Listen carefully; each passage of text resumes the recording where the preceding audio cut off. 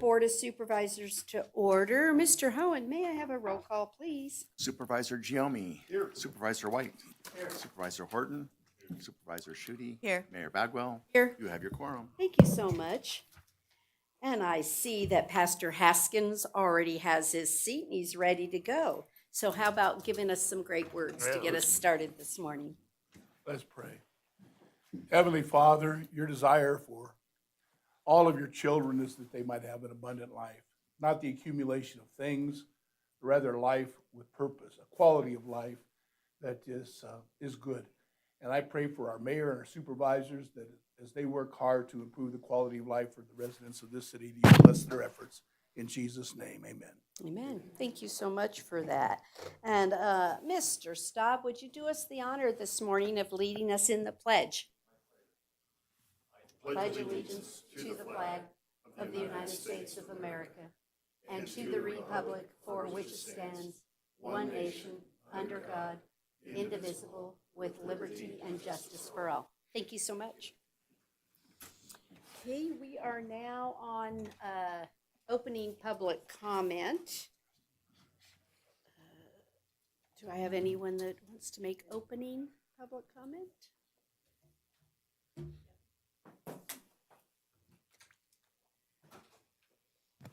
Good morning. Good morning. Thank you, Mayor. Denny French, Carson City. I have several things I'd like to bring up. One is the word apathy. I looked up the meaning, and I've got it in here. It's a lack of energy or interest or involvement. And the intent not to be involved is what I think it means. And I was really surprised and appreciated of the Nevada Appeals section from their Douglas County hometown newspaper. 300 people showed up for a meeting about stormwater drainage. And I find it hard to find 12 people or maybe even 2 people here at our meetings that are talking about major considerations in this city. And while I stick to bugs and insects and trees and environment, because actually without it, we don't exist. So we're all based on those factors. So to me, those are important and they're not brought up enough. There was also a gathering in Palm Springs where 1,030 people dressed up like Marilyn Monroe, where you can figure out how to find the interest in something, you can get the people here. So what's going wrong here? I think there are several things that I have been pushing for. The consent agenda to have more merit and to have a prestigious position, not just to be mentioned, but to be mentioned as a specific position on the agenda. Not just to say we go from special presentations to 7A, but to add consent agenda would be 7B. Review by the board as to what they would like to have or not have pulled from it, be C or D. I'd like public to be able to weigh in on that at that point, not in my opening comments or my public speaking moment. I've already run out of time just getting there. So I would like those to be considered as such. Thank you. Did I have additional public comment? Come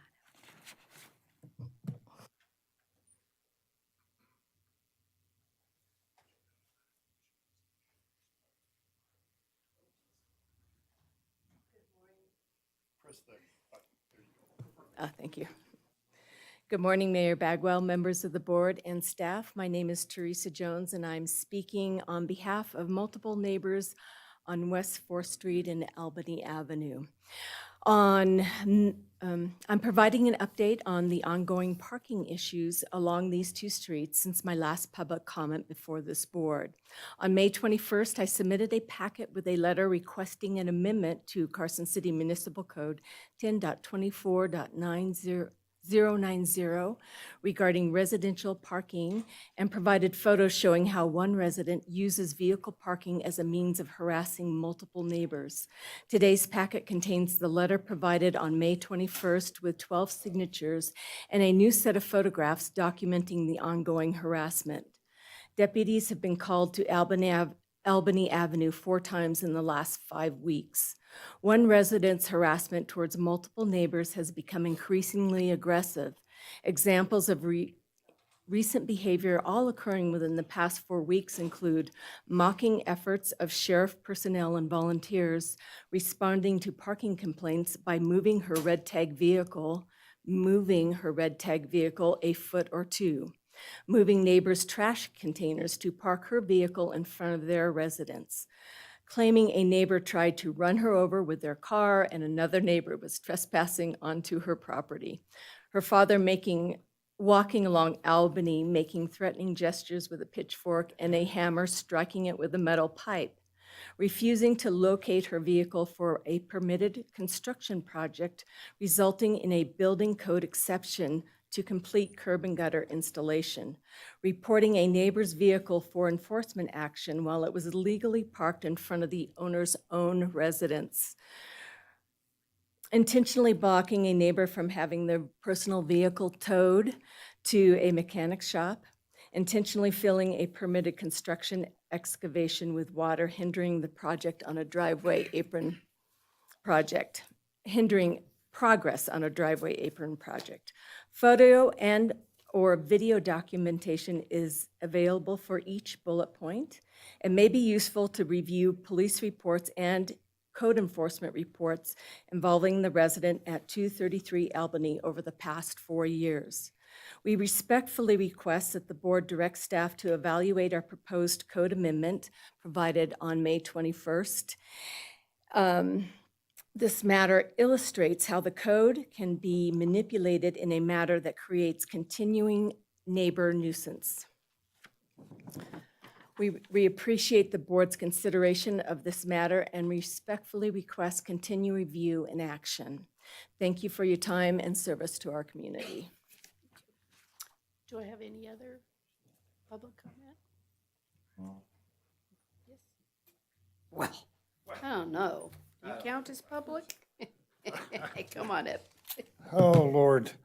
Just wanted to take a second to give a little shout out to the sheriff's office having its annual Cops and Kids this weekend from 10 to 2 down at the sheriff's office open house. Second to that is just to let this board know, we did go live this week on Tuesday with our Tyler project that this board has supported for quite some time. The kickoff was very, very successful, and I know Frank is in the room, and he'll probably get mad at me, but as we finish up each day and do our roundtables, our IT department was noted as the best this vendor has ever seen, committing the most amount of resources and devotion to the successful completion of the project. It is going fantastic. It's a great tribute to the team, Carson City team, that IT does stand out, just like many of the other departments that are here. Fantastic organization. So with that, thank you. Sheriff, you said this weekend, but is it just Saturday or is it both Saturday and Sunday? It's Saturday Okay. at the You sheriff's just office. said weekend, so Yep. going to clarify, Saturday 10 to 2. Thanks. Perfect. Thank you. Do I have anyone else? I don't have anyone else? Okay. Then we will move on to agenda item 6A, which is approval of our minutes of May 7th. Do I have any corrections? If not, I'll accept a motion, Supervisor Giomi. Move to approve the Carson City Board of Supervisors meeting minutes from the 7th of May, 2026 as presented. I have a motion and a second for approval. All those in favor, please say aye. Aye. Any opposed, say no. Let the record reflect it was unanimous. Thank you. Would you join me on the floor and we'll do our presentation?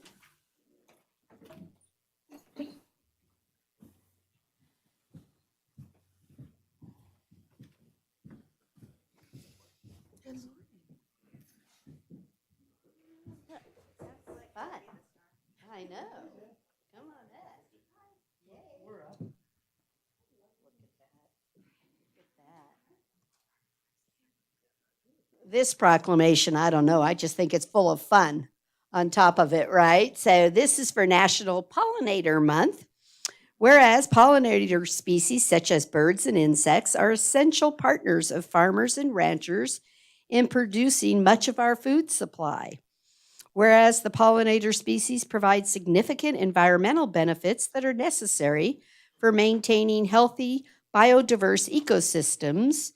And whereas the state of Nevada provides producers with conservation assistance to promote wise conservation stewardship, including the protection and maintenance of pollinators and their habitats on working lands and wildlands. Whereas Carson City has been named the 76th bee city USA in the nation and the first in Nevada by the Xerces Society to acknowledge the work done by local pollinators to create and maintain pollinator habitats.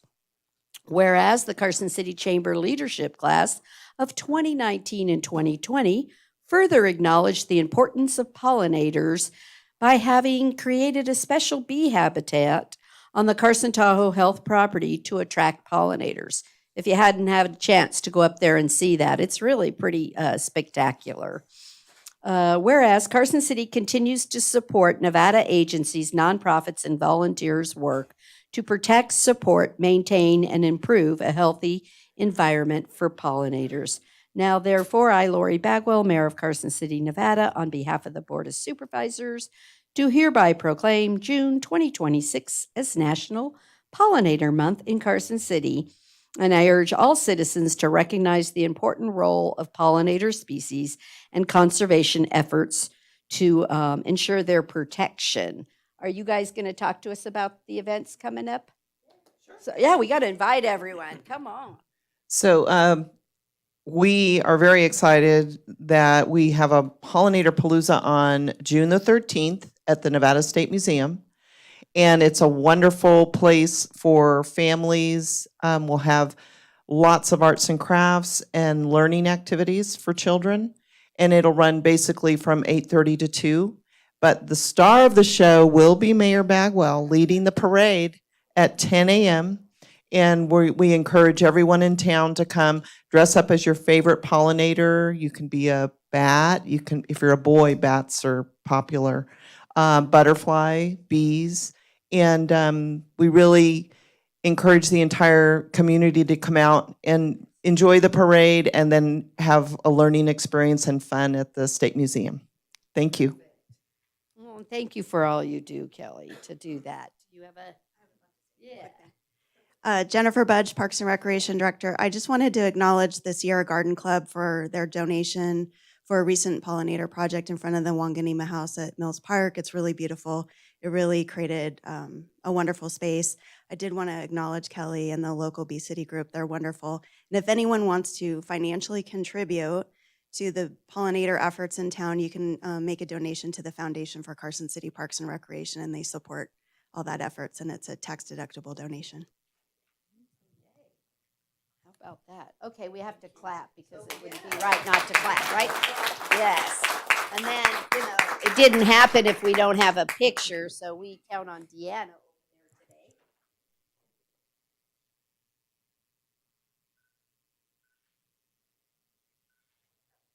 Perfect. Maybe Stacy can bring his granddaughter because she's going to be 9 now, huh, today? Bring her to the little pollinator parade. It's a lot of fun, right? We have Oh. a little gift for each of the supervisors. Oh, thank you. These are examples of the educational materials that we'll be handing out at the Pollinator Palooza. Okay. And There we go. I already have mine. Perfect. The other thing we should mention is, oh, thank you. The other thing we should mention is the library has the Bee City USA. We have one of the display cases. This year is different. We normally, it's really kid oriented, but this year it's very scientific. And it shows all the different native pollinators in Nevada. There's a whole section about wasps and all kinds of different pollinators. So might want to check that out if you go to the library. Nice. Thank you guys so much for all you do to help protect the pollinators. Thank you. Okay.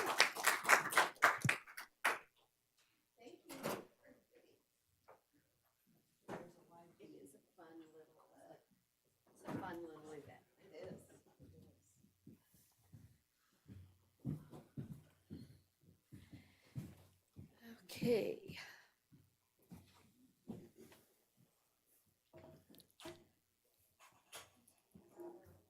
Try not to have it. Okay, we're gonna move on to our consent agenda. Supervisor White, may I have your disclosure, please? Yes.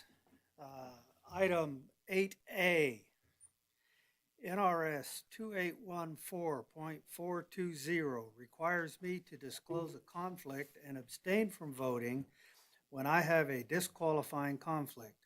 In my private capacity, I serve as president of the Nevada State Prison Preservation Society. In that unpaid volunteer position, I have a fiduciary duty to the Prison Preservation Society, just as I have a fiduciary duty to the Board of Supervisors in my role as a Carson City Supervisor. The Prison Preservation Society engages with and retains the services of the Cultural and Tourism Authority to assist with marketing and advertising efforts for the purpose of publicizing various events and functions. Here, the renewal of the city's contract with the CTA does not have any significant nexus to that collaborative relationship between the Preservation Society and the authority. I do not have a personal pecuniary interest in this situation, and my independence of judgment is not materially affected by my dual fiduciary duties, especially since my consideration of this contract renewal is driven solely by whether I believe the continued contractual relationship between the CTA, the city, and the district attorney's office would be beneficial to the Carson City community. I make this disclosure for full transparency, but I do not have a disqualifying conflict, and I will be voting on this agenda item. Thank you. Supervisor Giomi, your disclosure, please. Yes, my disclosure is on item 11D as in David. NRS 281A.420 requires me to disclose a conflict of interest and abstain from voting when I have a disqualifying conflict. In my private capacity as an employee of Nevada Health Centers, one of my responsibilities is to manage my employer's contract with Lawn Pro for landscaping services.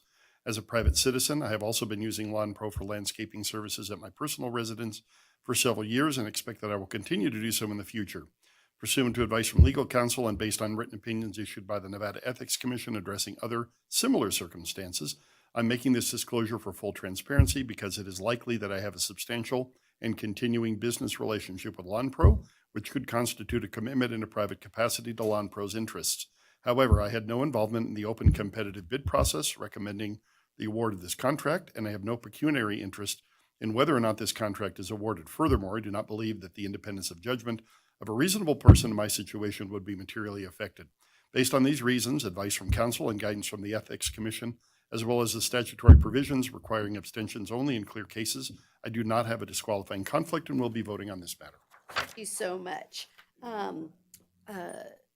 That was good. Supervisor Giomi, would you like to make the motion for the ma'am. agenda, please? We'll plow through this. Consent. I move to approve the consent agenda consisting of item 8A, 8B, 9A, 9B, 10A, 11A, 11B, 11C, 11D, 11E, 11F, and 11G, all as presented. Second. I have a motion and a second for approval. All those in favor, please say aye. Aye. Any opposed, say no. Let the record reflect the consent agenda was approved. We're now on to agenda item 13A. This is for the proposed amendment with Ide Bailey. I will make my disclosure on this item. NRS 281A.420 requires me to disclose a conflict and abstain from voting when I have a disqualifying conflict. My son is employed with Ide Bailey as a partner. Although he does not currently have any direct involvement in Carson City audits, the compensation and benefits he receives may in general be impacted by the awarding of contracts to his firm. Therefore, the independence of judgment of a reasonable person in my position may be materially affected by this familial relationship, which is within the third degree of consequentity. As such, I consider this to be a disqualifying conflict, and I will not be voting on this matter. Supervisor Giomi, the floor is yours. All right. We will take up agenda item 13A, which is, as you heard, discussion and possible action regarding a proposed amendment to contract 213-00271 with Eide Bailey for fiscal year 27 internal audit services for an additional $110,000, resulting in total not to exceed amount of $550,000. Are there any comments from any of the board members? Any public comment? All right, I'd entertain a motion. I move to approve the amendment as presented. I second. The motion and a second. All those in favor, please say aye. Aye. Anyone opposed, say no. And anyone abstaining, say, howdy do. I abstain. Yeah. All right, please note the motion passed 4-0 with one abstention. Thank you so much. I hand the metaphoric gavel back to you. There you go. We're now on to agenda item 14A under our community and economic development. This is discussion and possible action to adopt on second reading Bill number 105, an ordinance amending the zoning map to change the zoning from limited industrial to public on the 13.91 acre located at 3000 North Wampa. Ms. Manzo, are there any changes from the first reading? Thank you. No changes, Mayor. No changes. Does any member have a question? Seeing none, is there any public comment on this item? Seeing none, oops, let me clear. Would someone like to make a motion then? Supervisor Horton, a motion, please. I move to adopt on second reading Bill number 105, ordinance number 2026-8. I have a motion and a second. All those in favor, please say aye. Aye. Any opposed, say no. Let the record reflect it was unanimous. We're now on to agenda item 14B. This is discussion and possible action regarding a report from the city engineer for the fiscal 27 downtown neighborhood improvement district, consideration of any hardship determinations, and consideration of any complaints. Ms. Sullivan, have we received any? We have not received any complaints. We also have not received any hardships. Okay, neither of those. And the cost that has been identified for 27? Amount? Just, is there a change major, or is it pretty online with what we normally have there? I'll have the city engineer identify what the assessment will be. He's the one who identifies what that dollar amount is.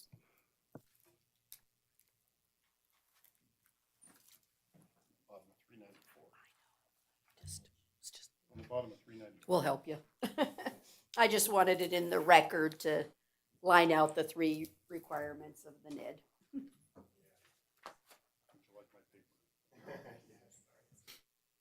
Oh, the binder's not up there? Oh, Stephanie's not here. We let Stephanie have a vacation, everyone, and she usually brings the binder for the table.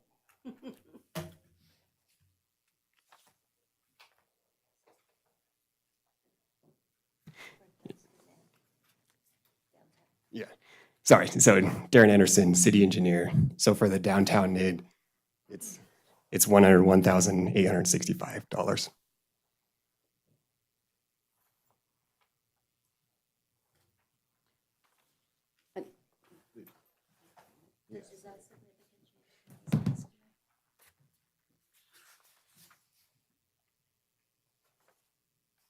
And the city, just so the public is aware how these actually operate, right? So whenever we create these assessment districts, at that moment in time of creation, the city has a portion that it supplied and used to do for improvements, and so we continue to be a participant. So the overall assessments, $56,265, will be paid by the That will be participants. the in private NID. property owners. Right, Yes, and Mayor. then- right. The assessment basically reflects the delta between what the maintenance cost was of the city at the time the NID was created and the amount of the cost for the maintenance of the improvements that are realized within the boundaries of the NID, with a formula based on what street you're on, what your frontage is, how big your building is. So the city is going to continue to pay into the NID what its original maintenance cost was. with, there's, I think, Increase. like an increase annually. So the city's cost in fiscal year '27 will be $37,510. The private cost will be $56,265 for a total budget in the NID of $101,865. And again, that's only the downtown NID, not the South Carson NID. And I'll remind the board that there is a admin fee associated with this because the city is the administrator of the NID. Is there any other questions? Didn't get any, no hardships or anything or for us to deal with. So is there any public comment then on this item? Seeing none, I'll bring it back up here. So we don't have any hardships. No action. And we don't have any complaints. So at this point, we've had the hearing and have no action needed. Thank you so much. Then we will, I'm gonna guess it's close here to the same thing on 14. I'm sorry, Mayor, before we leave 14B, we do need a motion. Do you have that motion? It didn't list one. There's no hardship Oh, okay. and there's no Okay, complaints to deal sorry. with. You're good. It's all right. It's better we make sure before we leave the item, trust me. Right? It's easier then. Do we do at the next meeting, we actually adopt the assessment then, right? Correct. Thank you. Okay, so we'll move on then to agenda item 14C. This one is for the South Carson Neighborhood Improvement District. Have we received any hardships? There have been no hardships and there have been no complaints unless you hear one tonight or this morning at the meeting. 0. And its assessment? I have that. I thought you might be ready this time. The assessment is $137,689. The city's contribution will be $20,249,000, and the private property owner assessment will be $80,952,000. And on this one, because we use the licenses from the right-of-way to pay towards the NID, those licenses are anticipated to cover $44,163 of the overall budget. And again, because the city is the administrator of the NID, there will be, as part of the budget, an administrative fee. Okay. Does any member have a question? Pretty much do it every year, huh? We're getting kind of used to it. Is there any public comment on this item? Okay, so we've received no hardships or complaints, so we have no action necessary. Thank you so very much. Okay, we're now going to move on to agenda item 15A. This is recommendations from the Charter Review Committee. Who's gonna, I was gonna say, I saw Mr. Staub earlier and Mr. Gresh.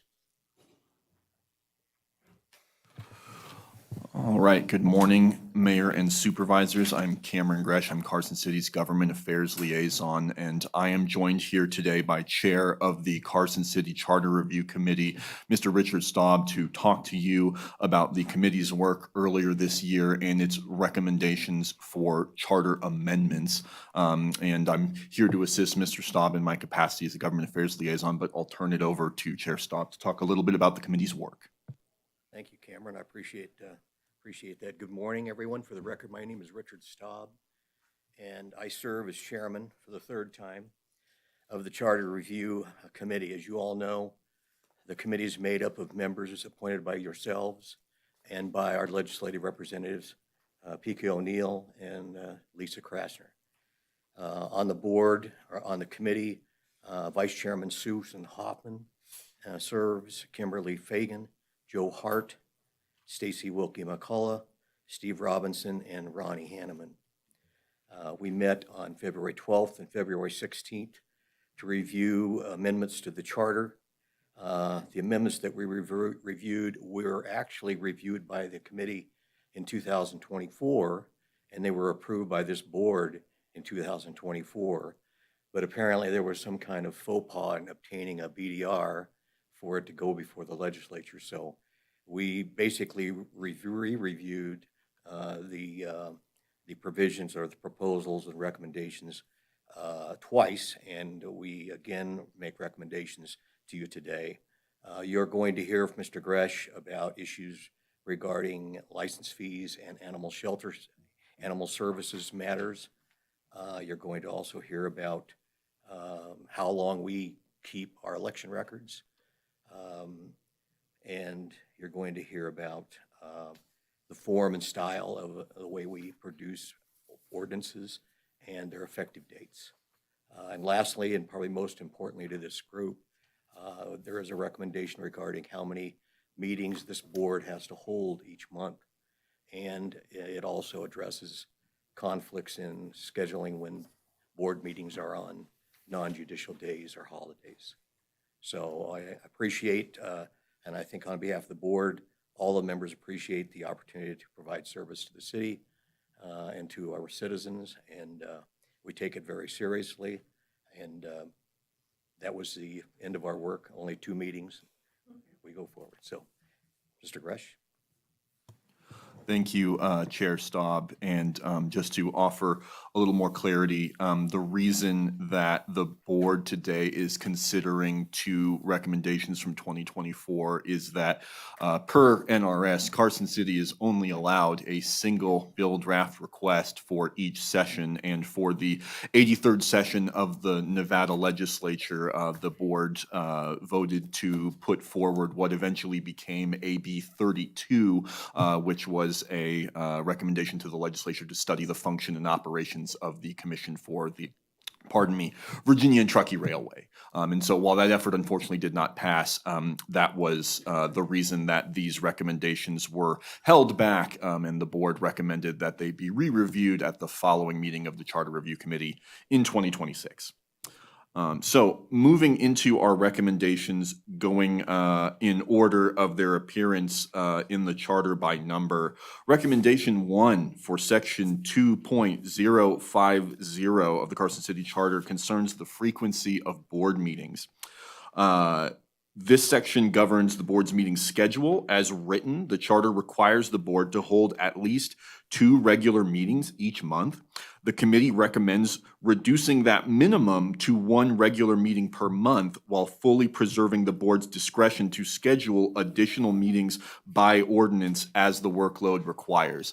Just so there's been just a little bit of confusion here, I just want to be very clear that this does not automatically limit the board to 1 meeting every month. It simply gives the board discretion to decide if the workload does not merit a second meeting, that there doesn't need to be one. This change also, it does 2 things. It aligns our charter with NRS 244.085, the statute that governs county commissions, which already gives them this flexibility.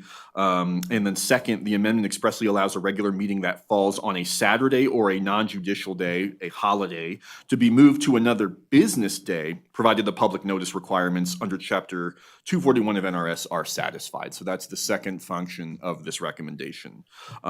This item took both meetings to finalize, but it passed unanimously, as did every recommendation of the Charter Review Committee this cycle, just worth noting. And so that is a just very basic summary of section 2.050's recommended amendment. And if there are no questions, I can move on to recommendation number 2. Which is section 2.100, the form and style of ordinances. This sets out how these are supposed to look. The current language carries older formatting mandates, for example, requiring that omitted matter be shown in brackets and new matter shown by underscoring or italics. The committee recommends 2 updates here. First, the amendment would allow different effective dates for individual sections of an ordinance rather than a single effective date for the whole. You will often see this in bills from the Nevada legislature, which you're going to hear about in the very next item. So that just grants us the same flexibility legislatively. Second, it replaces the rigid bracket and underscore formatting with a requirement that new and amended language simply be presented in a clear, conspicuous, and uniform manner. The practical benefit here is that this approach matches the Nevada Legislative Council Bureau, and it accommodates automated drafting tools and software that is now available to our ordinance drafters, which reduces the risk of typographical errors and improves the accuracy of ordinance preparation. And that is the recommendation for section 2.100. All right. Effective dates. Pardon me. It allows them Yes. Yes, correct. It allows different effective dates, as you might see in a Nevada bill. And if there are no more questions there, I will now be moving into the two repeats from 2024. The first is a amendment to section 2.180 of the Carson City Charter pertaining to the power of the board over animals. The existing language refers to a per capita tax on dogs, to the establishment of a pound and the appointment of a pound keeper, and to the capture and disposal of unregistered dogs. These provisions do not reflect Carson City's current animal control practices. As you can imagine, they've changed a little bit since 1969. The recommended amendment makes 4 changes. 1, it provides that the board's authority applies to all animals and removes the separate references to poultry, since poultry are animals already. 2, it changes the annual charge, from a per capita tax on dogs to a license fee on animals. A fee is the more precise term, and no other Nevada charter singles out dogs while excluding authority over other animals. So it just brings us in line with what you're going to see throughout the state. 3, it replaces pound with animal shelter and pound keeper with animal services manager, and authorizes the board to appoint that manager and prescribe their duties. And 4, it removes the provisions on capturing and disposing of unregistered dogs in the related impound and distrain language. Again, this was passed unanimously, and this revision was drawn from existing law and from other Nevada city charters to support legislative approval of the draft without further modification. Always good to show the legislators some things that they've seen before. So no more dog pound. Correct. No more dog pound. All right, and then moving on to our last recommendation, another one that you'll be familiar with, a recommendation to amend section 5.100 of the charter concerning the retention of election returns. That section currently requires the clerk recorder to keep sealed election returns for 6 months. That provision dates to 1969 and is inconsistent with state law. NRS now requires that election materials be preserved for at least 22 months. The recommended amendment changes the retention period in subsection 2 from 6 months to not less than 22 months, bringing the charter into line with state requirements. The clerk recorder confirmed during the review that Carson City already retains these materials for 22 months in practice. So this change just formalizes existing practice rather than imposing a new requirement. And there is no fiscal impact. Again, it was passed unanimously.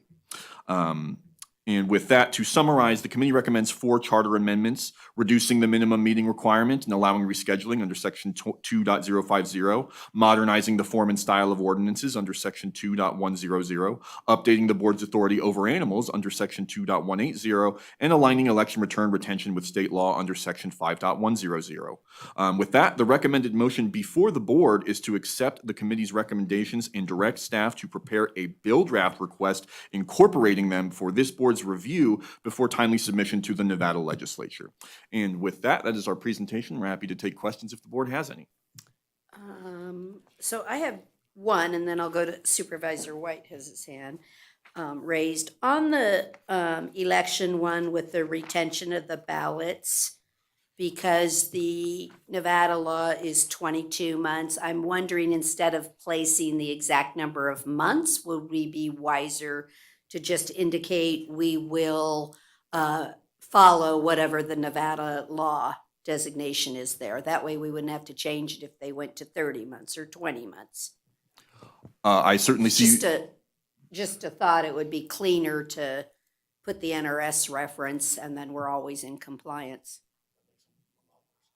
Thank you. You can tell I actually read these line by line, so that's You'll just notice a he didn't thought. say that on the record, though. Yeah, he did. Yeah, that was good.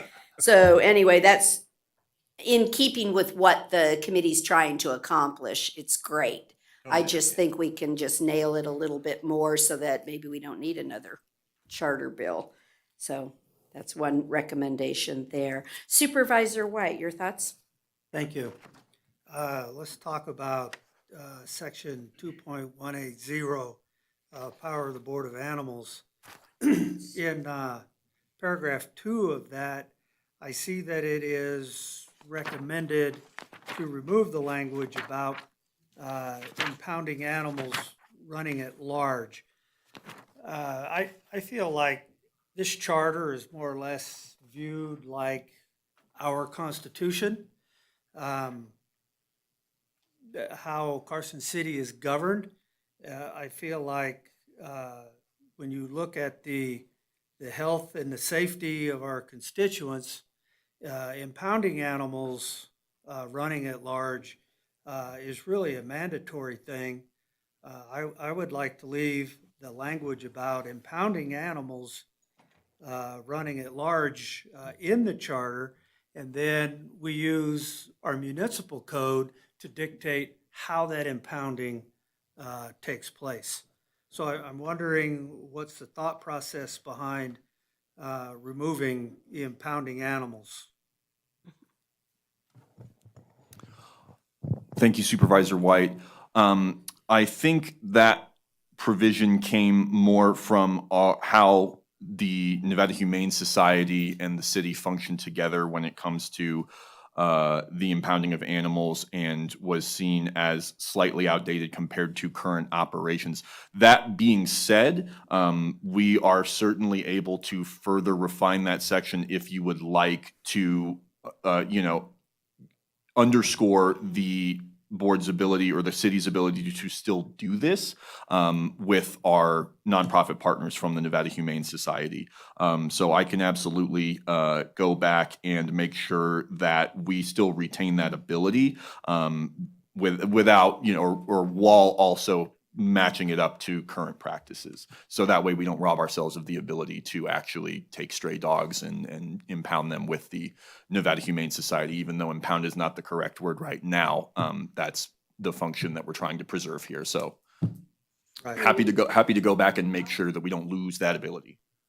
I'm reading it as, so the clean section 2, it reads the board may regulate or prohibit the running at large within Carson City of all kinds of animals. Right. Establish an animal shelter, appoint an animal service manager, and prescribe his or her duties. So I don't read it as it's not allowing, is allowing the regulation and prohibition of the running at large. Right. Could we get some clarification from Dan? Mr. Yu, do you believe that the clean copy of number 2 does give us I think it gives us actually what Supervisor White was after. We have the authority and we'll do the finite rules by municipal code. I don't want it to be left as allowed. I want it to be, that's what we will do. I don't want to do it through contract with a private contractor or something of that nature. I want it to be clearly stated. Animals running at large. Anyway, Dan? Okay. Mr. Yu. Okay, I think what I'm seeing here are maybe two different questions, so I'll address the first one first. With respect to the proposed amendatory language here for this charter provision, I do agree with Supervisor Schuette's reading of this, is that, the removal of the impounding language would not make it so restrictive that this board would not have that authority, especially when you do. And I'll just reference again, the clean language here where it does reference specifically regulate or prohibit the running at large. So, just by way of example, I'll point out specifically the removal of the word poultry, for example, right? So the removal of the word poultry would not make it such that this board would no longer be vested with that authority to implement any sort of policy or regulation via code or otherwise to regulate, chickens running around, at large in Carson City. But then as to although I will say, of course, that I do understand Supervisor White's concern here, because sometimes with the removal or the express revision of statutory or charter language that's currently in existence, that could be construed as some sort of legislative intent to remove that authority in its entirety. However, I would give assurance to this board that based on my reading of these amendatory provisions, that would not be the case here, because I think that language that remains would still be broad enough to vest that or remain or maintain that authority with this board. So as to the second question, the may or the shall, that really is a policy question. I leave that to the wisdom and judgment of this board. Okay. Supervisor Giomi? I mostly had a question on another item, but I don't, on this item, and then I'll defer back to Supervisor White in case he has more. I don't think that, I think it gives us the right to do whatever we want. I mean, it's prescriptive. It's not, I don't read it as being restrictive. So if we decided we wanted to impound, even though that may not be the right word, collect, capture, whatever the word is, it seems like we have the right to do it with that language. Okay. So then on the last line, where it's talking about proceeds, it is suggested that we remove the language that says proceeds from this operation, that the animal shelter would be deposited in the treasury of the city. I'm wondering, why are we suggesting that language come out? Certainly there is revenue generated within that operation, and any monies generated in the city's name should go in the city's treasury. Because we have a contract, and this allows us the opportunity to let individuals that want to pay an adoption fee or pay for their fee for their animal running at large and being returned, that those can go straight to the contractor and reduce the city liabilities when we negotiate how much money to pay. It does not prohibit us from requiring that in any contract negotiation. We could decide to do just what you're saying, but again, it leaves us the option of which way we want to do it. Whether we want a direct payment or whether we want it to come to the city and then they bill us and we remit to them. I mean, there's lots of choices, but it gives us broader authority. That's why. I think as this comes up multiple times, I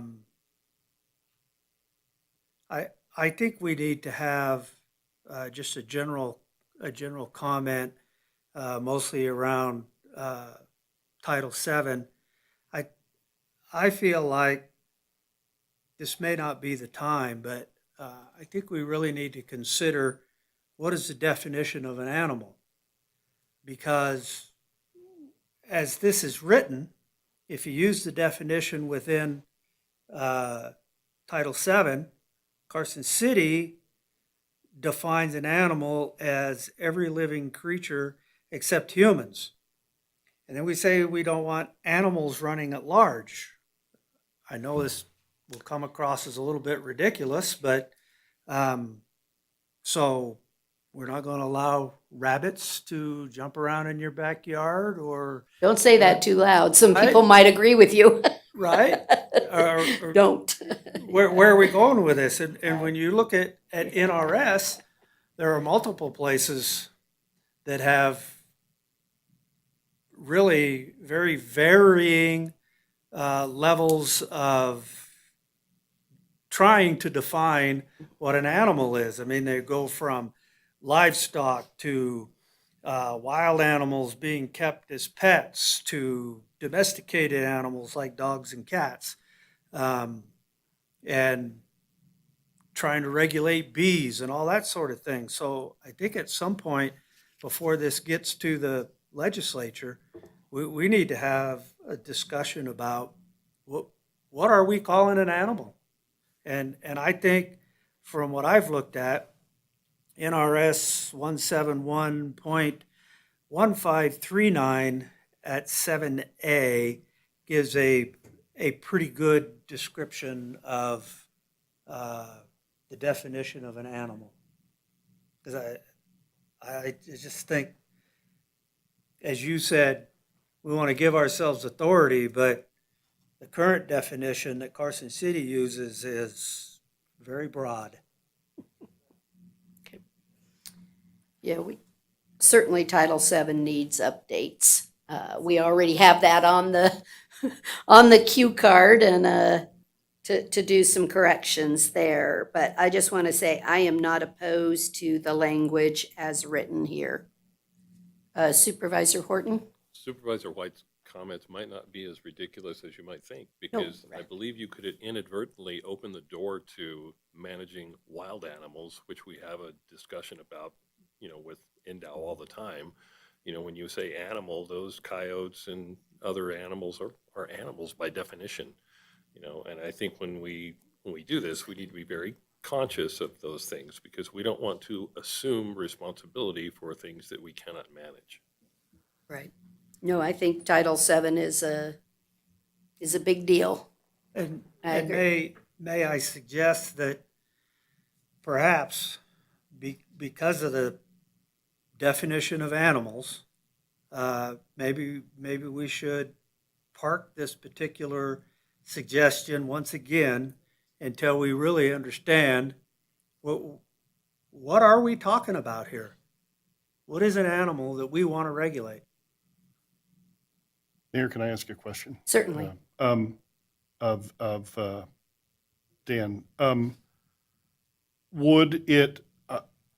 what if we stuck that definition in here, the NRS definition that Supervisor White mentioned, in right after the word animal?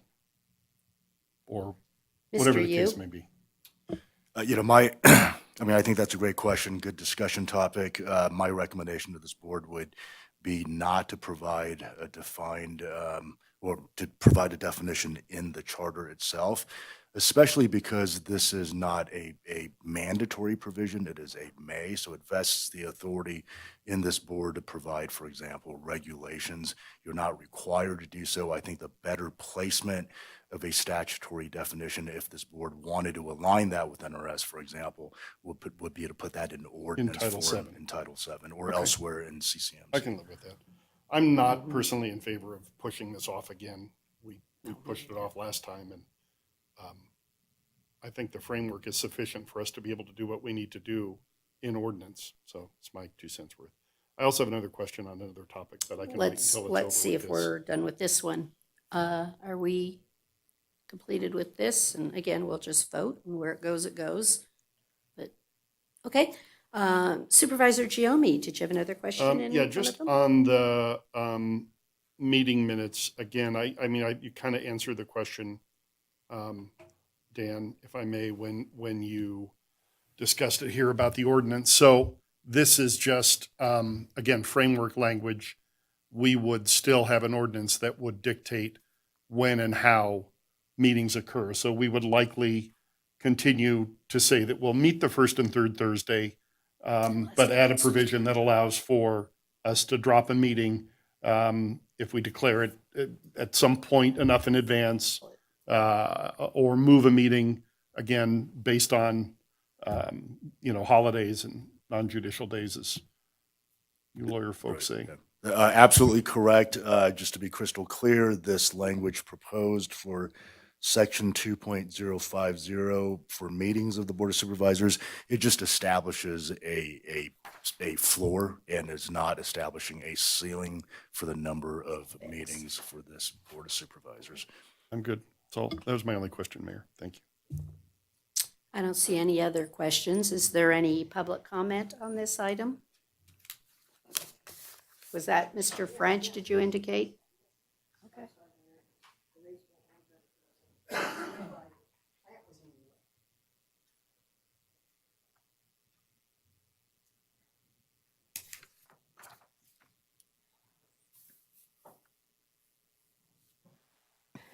Denny French, Carson City, Nevada. As I'm looking at 15D, and that's what we're discussing, it would be helpful when, We're you on know, 15A? this is the legislative, No, okay, this is charter. okay. You say, Charter. and the item number, 15A. Gotcha. 15A, the considerations about the meetings.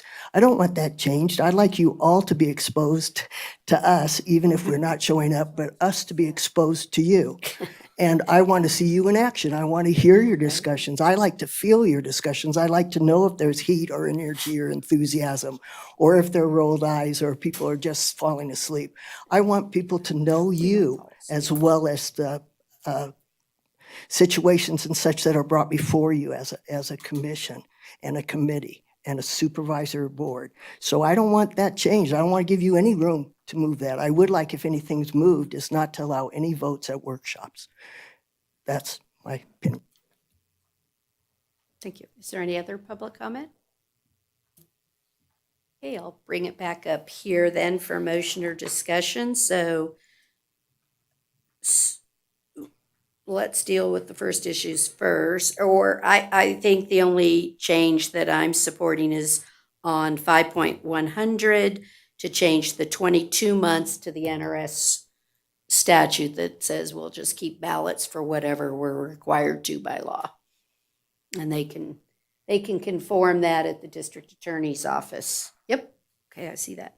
And then we can vote on Supervisor White wanted to not do 2.180. I'm in favor of moving forward on 2.180, but No, what?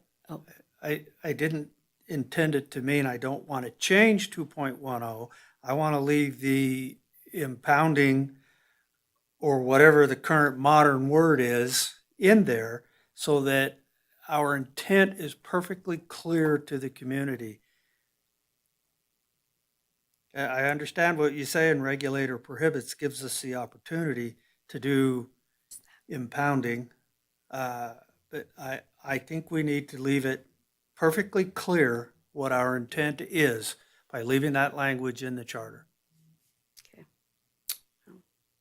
I'm good with the May, but that, again, we can, anybody else, we can, you want to give it a shot with a motion, Supervisor Schutte? Is that what you're saying? Yes, and, it does say regulate or prohibit, and so that in and of itself is the impounding. Okay, I would like to, let me go back.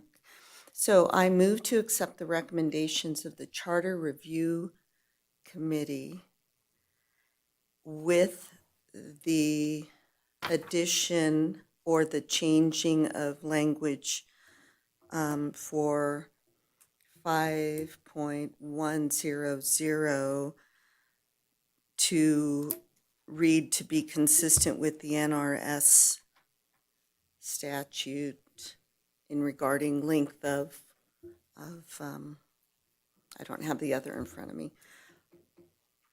And, okay, so to prepare the bill draft request incorporating these recommendations for review by this board before timely submission to the Nevada legislature. Sorry that's so messy, but. So it's conforming, that the district attorney's office will conform that change. Thank you. Sir, okay, I have a motion and a second, but is that a non-discussion? Discussion? Yes, Supervisor White? I do not intend to support the suggested change on section 2.180, so do we need to separate that one in a second motion so that I can vote no on that, or? You know what, I'd be more than happy if the makers of the motion would like to just exclude 2.180 on the primary motion, and then we'll take another motion on 2.180 to allow Supervisor White to vote on the rest of the charter recommendations. Are you okay with that? Absolutely. Okay, so the new motion, Supervisor Schutte, just so we make sure, it's recommending the all except for 2.180 with the correction of the conforming change for the district attorney on the 22 months to be the statutory one.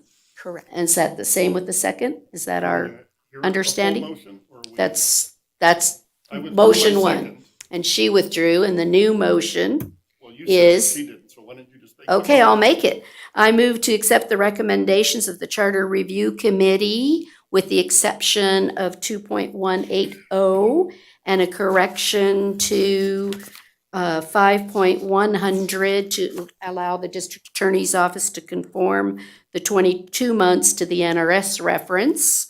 And I'll do the other one. We'll direct staff to bring the whole thing back on the second motion. You want a second? I second. Okay, all those in favor, please say aye. Aye. Any opposed, say no. Let the record reflect that was approved. Let's go to the secondary motion. I'll keep going. I move to accept the recommendation of the Charter Review Committee concerning 2.180. Second. I second. Let's see where we go. Yes? Okay, we have a second. Supervisor Horton on discussion. On the recommendation in the charter, it's going to provide us the authority to do this. And we are going to direct the animal control operation with a duty to perform this task through policy or contract. Is that correct? Correct. Or ordinance. Or ordinance, Title VII. We have a couple of ways we can do it, but yes. Okay. Just on discussion, I see we had a thing to direct staff to bring it back, but by adopting these ordinance recommendations, is it not obvious it's coming back as our bill draft for the, okay. I just wanted to make sure I don't see any need to further add, because you'll bring both motions back to the bill. Well, can I just make a comment? You on can, that? absolutely. If you don't direct them to bring it back, it just approves it. It just recommends it just affirms their recommendation, but it doesn't take any additional action. Well, automatically, we bring bill drafts up for discussion and adopt our bill draft for session. But that's fine. I'll add It just seems into like the it should be motion if it makes you feel more comfortable. Direct staff to bring back a bill draft. That's fine. I'm happy to put that in there. And I'm happy to second. Okay. We have a motion and a second. All those in favor, please say aye. Aye. Aye. Those opposed, say no. No. Let the record reflect it was 4-1, Supervisor White voting no. Thank you guys for your hard work. You can tell it's hard up here too, right? We're all just trying to do the right thing. Yeah, thank you so much. Okay, we're going to move on to agenda item 15B. This is implementation of legislation passed during the 83rd session. And so, Mr. Gresh, the couple of bills that impact us this shot. Hello again. Thank you, Mayor. Yes, these are two bills from the 83rd session going into effect on July 1st, 2026 that have effects on Carson City. I'll briefly summarize both here. Both expand the city's obligations for public safety employee health monitoring and industrial insurance, and both carry a fiscal impact. I'm joined by Jill Valdez from Risk Management, who can speak to the technical and cost details. First off, with Assembly Bill 93. This bill broadens the legal definition of police officer in Nevada law. Previously, that definition covered a relatively narrow group of law enforcement officers for the purpose of certain benefits. AB 93 expands it to include several new categories, those being school police officers, juvenile probation officers, bailiffs and deputy marshals of municipal courts, marshals and deputy marshals of cities and towns, and all Category 1, 2, and 3 peace officers. The practical effect for Carson City is that employees in these newly covered positions now become eligible for benefits previously limited to a smaller group, such as, and primarily what we're going to focus on today, industrial insurance coverage for heart and lung diseases considered as occupational diseases. In preparing for this, we've identified the affected employees, and Risk Management has coordinated with the impacted departments, including juvenile services and the courts, to determine which positions will require annual physicals and expanded coverage. Those newly covered employees will be enrolled in annual physical programs consistent with what we already do for Sheriff's Office personnel. Moving into Senate Bill 170, which is similar, this relates to industrial insurance for firefighters and certain other public safety personnel. SB 170 requires firefighters who aren't state executive department employees to submit to cancer screenings upon employment, upon commencement of coverage, and annually thereafter as a condition of their industrial insurance coverage. It also sets more detailed standards for physical examinations and requires, where possible, that those exams be performed by medical professionals familiar with the demands of firefighting and law enforcement. Under the law, the employer pays for all required screenings and examinations. Implementation of SB 170 is ongoing. Risk management is working with our insurance brokers and third-party providers to obtain contract rates and to determine which tests are mandatory under the statute. I'll note that final costing here isn't fully settled. Participation rates remain uncertain. Some employees may waive certain screenings if they've already completed them through their group health coverage. To improve our data over time, the vendor who conducts the physicals will be using employee questionnaires to capture prior screening activity ahead of annual physicals. That won't give us reliable projections in the first year, but it will certainly help us with utilization and cost data going forward. So we have that to look forward to help us with further implementation. I'll speak for a moment here on the fiscal impact. The current estimate for the first year, which would be FY27, is approximately $39,288. That figure covers the affected employee groups across the fire department, sheriff's office, juvenile probation, the courts, and wildland fire personnel. I'd offer one important caveat, and Jill can speak to this in more detail. In her coordination with the fire department, we identified that the newly required testing does not include separate screening in the firefighter's CBA. Based on these uncertainties about a first-year programmatic change with no historical data, I'd ask the board to treat $39,288 as a conservative estimated figure rather than a final number. This amount is currently budgeted. I'd also note that the legislature included language in both bills exempting these additional local government expenses from standard budget limitations under NRS 354.599, which gives us some flexibility in absorbing the costs. That concludes the summary. Jill and I are happy to take any questions about this, and Jill can also address the technical specifics much better than I can. Does any member have any questions? Kind of nothing we can question. It's mandatory language, so I don't know what we're going to question. And it has no action, because again, we have to do it, so no public comment. It just is what it is, right? I do You have one want quick public question. Comment? Are we still, is the city still using ARC? Yes, we are through a joinder provision With the on state. Washoe County. Washoe In the County's past, joinder. we did use the state, but now it's through Washoe County. So that joinder provision allows us to continue doing the services with ARC, and they fortunately are coordinating many of these new tests.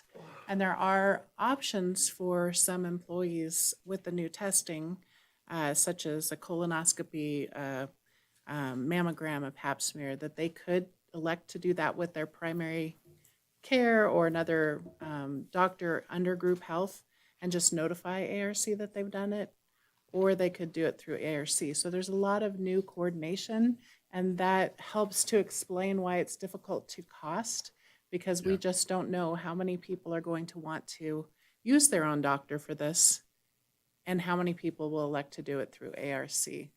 So a lot of unknowns, no historical data to go on, but the more years we put into it, the better we'll get at estimating the costs. Thank you. Mr. French, you have to put it on the record. Come on up.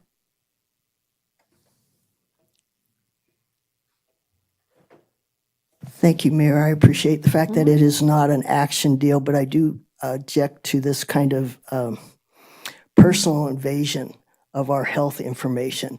I'd like person picked on their qualification, their mental stability, and their experience, not on their body at the time. And if somebody wants a base on their body, then they can do that on their time. If it turns out that they relate it to a smoke-related situation or they intend to be fighting fires or such, then I think that should be mandatory lung. But when you get off into personal situations like the cancer or whatever, I think we're out of line. And so I'd like that taken off of the mantle, just like several other things on there. But thank you. Thank you. Okay, thank you very much. What, we'll double check. since I opened that. Is there anyone else with public comment? Okay, again, this is a non-action item. Thank you for the report. While it was not rosy, thank you. Okay, we're going to move on to agenda item 15C. This is our resolution for the adoption of the 2026 Hazard Mitigation Plan for our public safety goals. Mr. Buckendahl, welcome. Morning, Mayor. You tested our reading, midnight reading. Yeah, I was like, woohoo! Anyway, did you want to give us a few highlights of what changes the committee worked on from our past? Absolutely. Plan? So John Backetall, Emergency Manager for the record. Thank you, Mayor and Supervisors, for the opportunity to present the 2026 Carson City Hazard Mitigation Plan. The plan is required by FEMA. It puts in place an annual review and then every 5 years a rewrite of the plan. Carson City took this on as a 13-month process, creating a committee that represented our hazards and our community. The committee represented our government, our businesses, volunteer organizations, regional partners such as the schools, the airport, and the hospital, along with other neighboring counties. We took the time to work with our contractor, Integrated Solutions Consulting, specifically Ms. Yuritsa Alvarez, who's on the line, to evaluate our current threats and hazards and to work to develop a plan that is not only usable, but operational to our community for our hazards. The plan went to 3 public workshops for comments and was posted on a website to allow public survey and comment for multiple months. The survey was shared on social media, email groups, press releases, and on local TV and radio for the opportunity for public comment. With that, the big changes to the plan were removing volcano as a threat to us. There are nearby active volcanoes, but with every hazard we identify, we must then therefore identify a mitigation strategy to that hazard. It'd be very difficult for us to manage other states' volcanoes. And the specific language that the current administration has put under FEMA, the Federal Emergency Management Agency, is to allow us to identify our hazards and input all of the availability of our resources specifically to those hazards without creating a different category that would specifically identify populations of interest. So our plan is to help support the entire community for all of our recognized threats and hazards. Thank you. Does any member have any questions? Okay, is there any public comment on this item? Okay, I'll bring it back up here then for the approval or adoption of a resolution. Oh, wait, I'm sorry. Supervisor Horton, did you have a question? No. Comment? I just wanted to comment very quickly. Great job, John. This is very well done, and I appreciate all the effort that you put into it. Thank you. Supervisor Giomi, a motion, please. I move to approve resolution number 2026-R-11. I second. I have a motion and a second for approval. All those in favor, please say aye. Aye. Aye. Any opposed, say no. Let the record reflect it was unanimous. Please actually thank everyone on the team. That was a lot of work and a lot of members too, so thank everybody. Okay, we're now on to our non-action items. Mr. Martell, do you have a city manager update for us today? I do, Mayor. Thank you very much. I just wanted to bring the board up to speed on our big project right out the front door here, the East William Street Complete Street project running from South Carson Street. It's incomplete street right now. Incomplete. It's incomplete street right now. Complete Street. And that's a highlight I'll get to in just a second. But as we've talked about before, from Carson Street east all the way to Russell, just short of the 580 overpass there and just west of Lampa. That project is a $25 million investment in the community, not only by the city, but also by our federal partners as well as our partners with Nevada Energy to the tune of $2 million that went directly to assisting in removing power poles and other utility infrastructure that was outdated. And a great portion of that is already underground and has increased our view line, if you will, with those distractions gone. Much prettier project, if you will, along that corridor already. That project was scheduled to be complete later this year, early fall, if you will. That original schedule is still the schedule. We have not had any delays, despite the weather and some other challenges associated with construction in general. That schedule still stands. For any updates that you might want to do, we post those every week on the city's Facebook site as well as Instagram, but you can also go to Carson City Public Works, carsonproud.com, which will take you to the Public Works page, and William Street is the highlighted project there. So if you don't have access to Facebook or anything like that, you can certainly try that resource. It is also posted both in the Carson Now and our friends at Nevada Appeal, who Scott's here in the audience with us, and understand this is a sidebar real quick, his last meeting, so Scott, good luck. But that is also there. So I wanted to highlight some of the things that this Complete Street project will do when it's done. As you've seen on the north side, just across East Williams from here, that sidewalk has not only expanded structurally north and south a little wider, but it is also now all the way out to State Street and is going out past towards the Napa Auto Parts and in front of the outlet store now with all that additional paved access. That'll provide pedestrian access where there wasn't any before. Pedestrian access will also be safer as you cross from Mills Park to the north to that area there with the old state buildings there. That'll be good. Additional trees and landscaping, similar to what we have on South Carson Street that was completed a few years ago. That'll definitely be highlighted and provide, again, some visual relief and some changes for us. Additional transit stops will be installed along the way as improved lighting. The lighting will be much more efficient and meet our current lighting code, so that'll be an improvement. And as I mentioned, I think a big one personally is the lack of those poles now. If you look from Carson Street to the east, those poles are gone. I know everybody gets frustrated with the cones and some of the patching and the trenching, but when you look, those old poles are gone, and that is a huge visual relief. So I just wanted to give the board an update. Everything is moving along on that $25 million investment, and I look forward to it being complete in the fall and having a brand-new, safer corridor for not only our residents, but our visitors to come enjoy the community center, Mills Park, and some of our other amenities. Thank you, Mayor. Thank you. Supervisor Gioni, you have some information to share.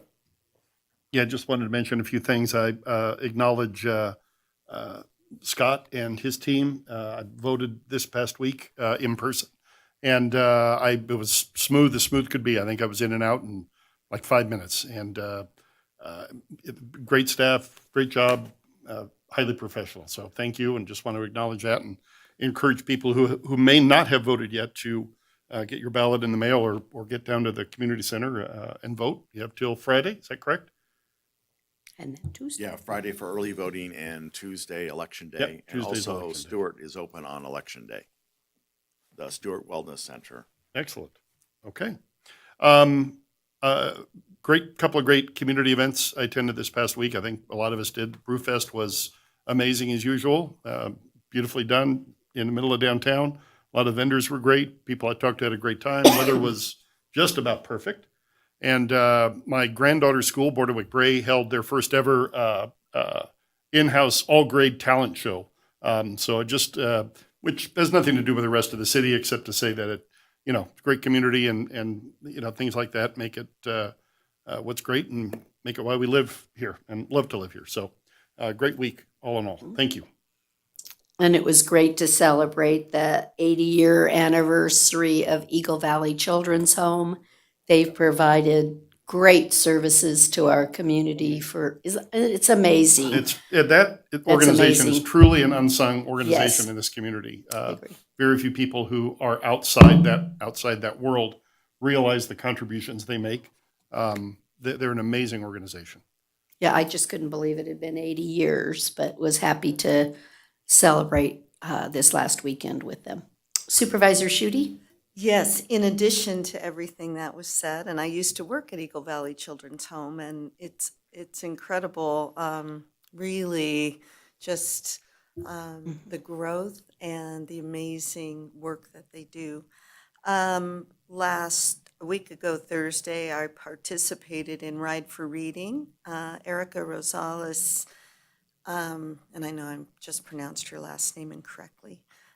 She is our Safe Routes to School coordinator. She does a fabulous job and really reaching out to students and, watching her present about the importance of wearing a helmet and the whole process of the fingers, 2 fingers here and under your chin, you know, it really helped kiddos connect with that. And then the older students, a different spiel, so that was wonderful. And then Friday the 29th, the Meet the Orchestra. This is fantastic, and the second graders going in. That was good. Oh my gosh! And was good, too. hearing Peter and the Wolf, and I don't know how many folks in here remember those albums when we were little, and listening to the album and reading the story, and so it was wonderful for the students. So again, yeah, just the great things that are going on in this community. The Sheriff's Department golf tournament on Saturday. So good things happening, and a lot of folks coming out and supporting this wonderful community. So kudos to everyone. Okay. All right, let's see anyone else. So we will go to our final public comment. Come on up. Come on up.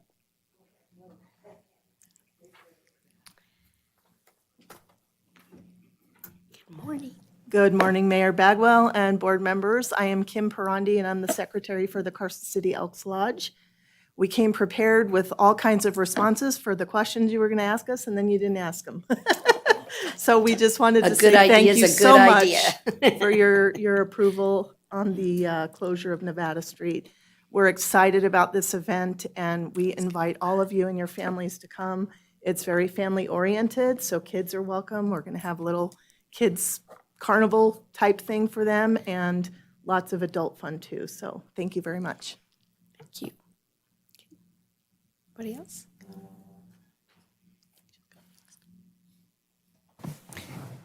Denny French, Carson City. First, I'd like to appreciate the mayor for letting me do a little bit of a milk carton stand-up on my legislative considerations. But I do want to let you know that Cameron Gretsch has been a very impressive opportunity for me when I've been at the legislative activity. He's engaged, he's keeping track of what's going on, and I just ask him to slow down a little bit when he's giving his presentations because it's hard to keep up.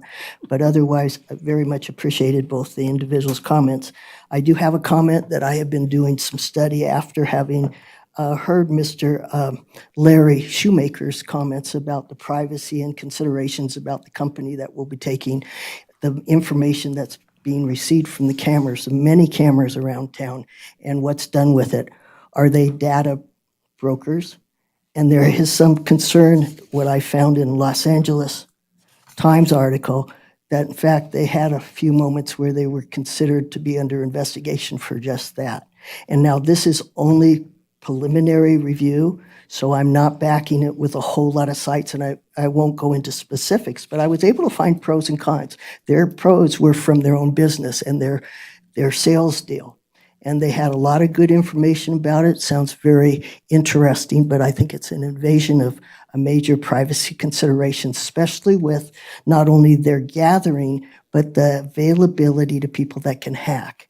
And that is causing me a lot of grief because we're actually just getting information for other people. In fact, there was a TV show that showed a person knowing where those cameras were and utilizing that information to set up a robbery. They watched the security for days. They watched comings and goings. They really were looking out for the place, so it was actually used against us. And so until they tighten down some of the regulations and some of the observations, I'm totally opposed to that. I'd also like to say that the gentleman that stood up had suggested that they hadn't gotten back to him about his request for public information, and thank you. Thank you. But update I hadn't gotten. Thank you. You still have 46 seconds, Denny. I'm sorry? It's 46 seconds. 40 now, 30. You still have more time. See that? Okay, I'd like to talk about the clock. I really would like to have the clock taken away. But I also want to bring up the fact that I don't think I looked up on AI. I put it to AI. Is the deal that's being, the little bit of the information that's given out about the Hope May and Adams Foundation involvement as far as a community and public and business connect, it suggested, hey, it's great for the economy, it's all this, but you know what? People are concerned about the lack of transparency and information. I'm going to be going to a meeting on, okay, see, now I'd like the time back I missed. Thank you. Thank you. Thank you.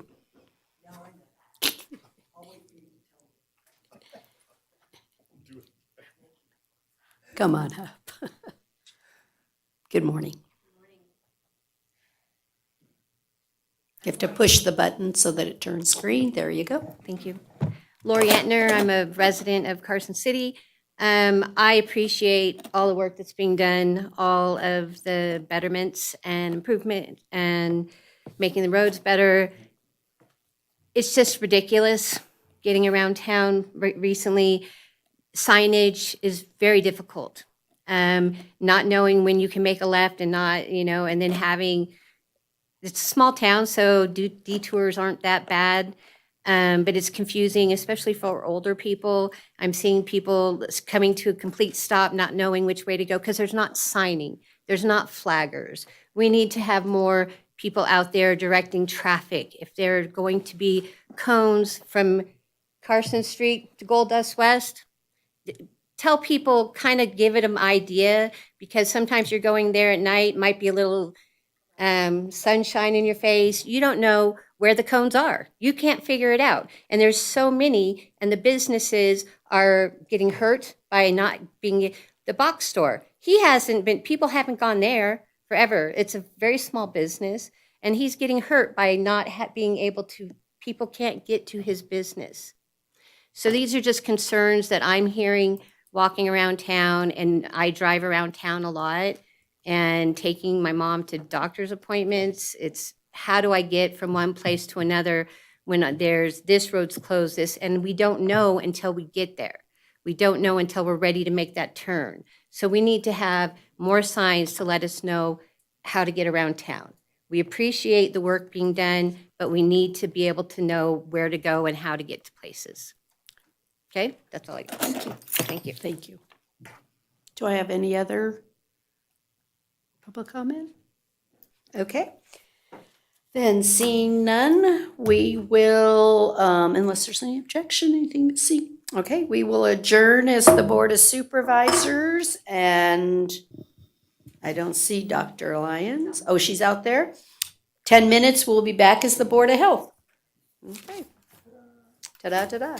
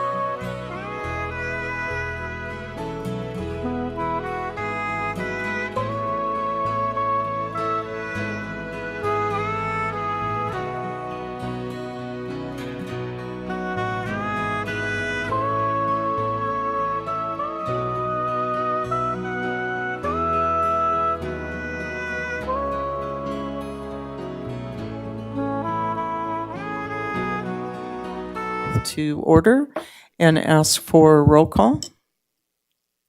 Chairperson Lyons. Here. Vice Chair Giomi. Here. Member Bagwell. Here. Member Furlong. Here. Member Horton. Here. Member Schutte. Here. Member White. Here. You have your quorum. Thank you. And moving then to public comment. Is there any public comment before we get into the remainder of the agenda?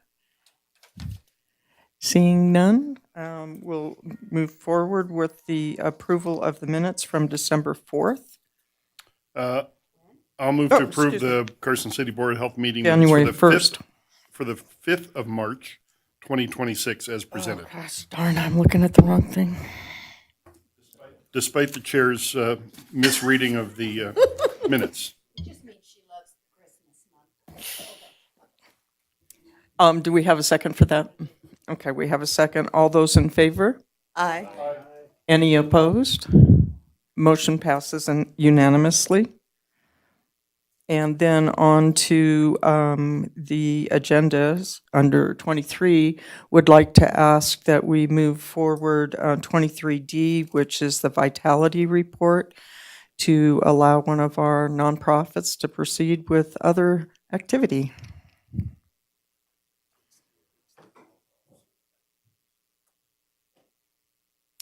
Hello, We're my name pulling- is Marshall Gledhill, and I'm the director of the SED Treatment Services for Vitality Unlimited.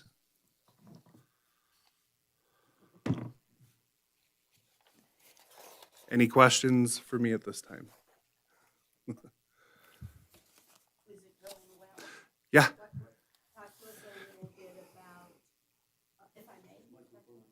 Yes, please. Okay. Talk to us just a little bit about the service. Are you seeing it pretty continuity, quarter over quarter and stuff? Pretty Yeah, consistent continuity. on the clientele? You're not seeing huge needs for increase or any of that? Since our last report, we have seen an uptick in severe mental health come through, a lot of schizophrenia. Those applications that are submitted to us are always cleared by our APRN before we bring those clients in, because we're not quite fully equipped for severe mental illness, but as long as they're medicated appropriately, we're able to see them. And they do really well when they're medicated. So that's really the only uptick we've seen in mental health. A lot of opioid, fentanyl, and alcohol and methamphetamine. Yeah. Thank you. Chair, I have a question, if I may. Will the new facility help with schizophrenia patients? Yeah, it's going to be the same services that we offer over at the Long Street facility right now. Same process, they can apply. The request for admission is going to be approved by our APRN. We can bring them in. Same thing, yeah. My question was, will it be better there than it is now? Is it easier to care for them there, or is really no change? There's really going to be no change, yeah. Thank you. I have a question. Yes, please. Thank you. Let's talk a little bit about recidivism. It looks like you really only had 3 folks return, and I got to say that's amazing that you only have that much return customers. But I'm wondering the overall long picture. Where is your recidivism in that regard? Like over a year, over 2 years? To be honest with you, I haven't been in this role long enough to get those numbers, but it is something that I'm looking into and evaluating. Okay. You might be able to put a note in here on the next report. Yeah. To give us that long-range look. It might not be a full 12 months, but I can definitely expand it to, 6 or maybe even 9. Okay, thank you. You're welcome. I just really appreciate the very thorough report, so thank you. You're welcome. Any other comments or questions? No? Hearing none, do we have a motion to accept this report? I'm sorry. Oh, sorry, public comment after each one. Any public comment? Okay, hearing none, do I have a motion to accept the report from Vitality? Report as presented. Second? And motion first and second, is there, all those in favor say aye? Aye. Any opposed? Hearing none, the motion passes unanimously to accept the report. Thank you very much. Thank you.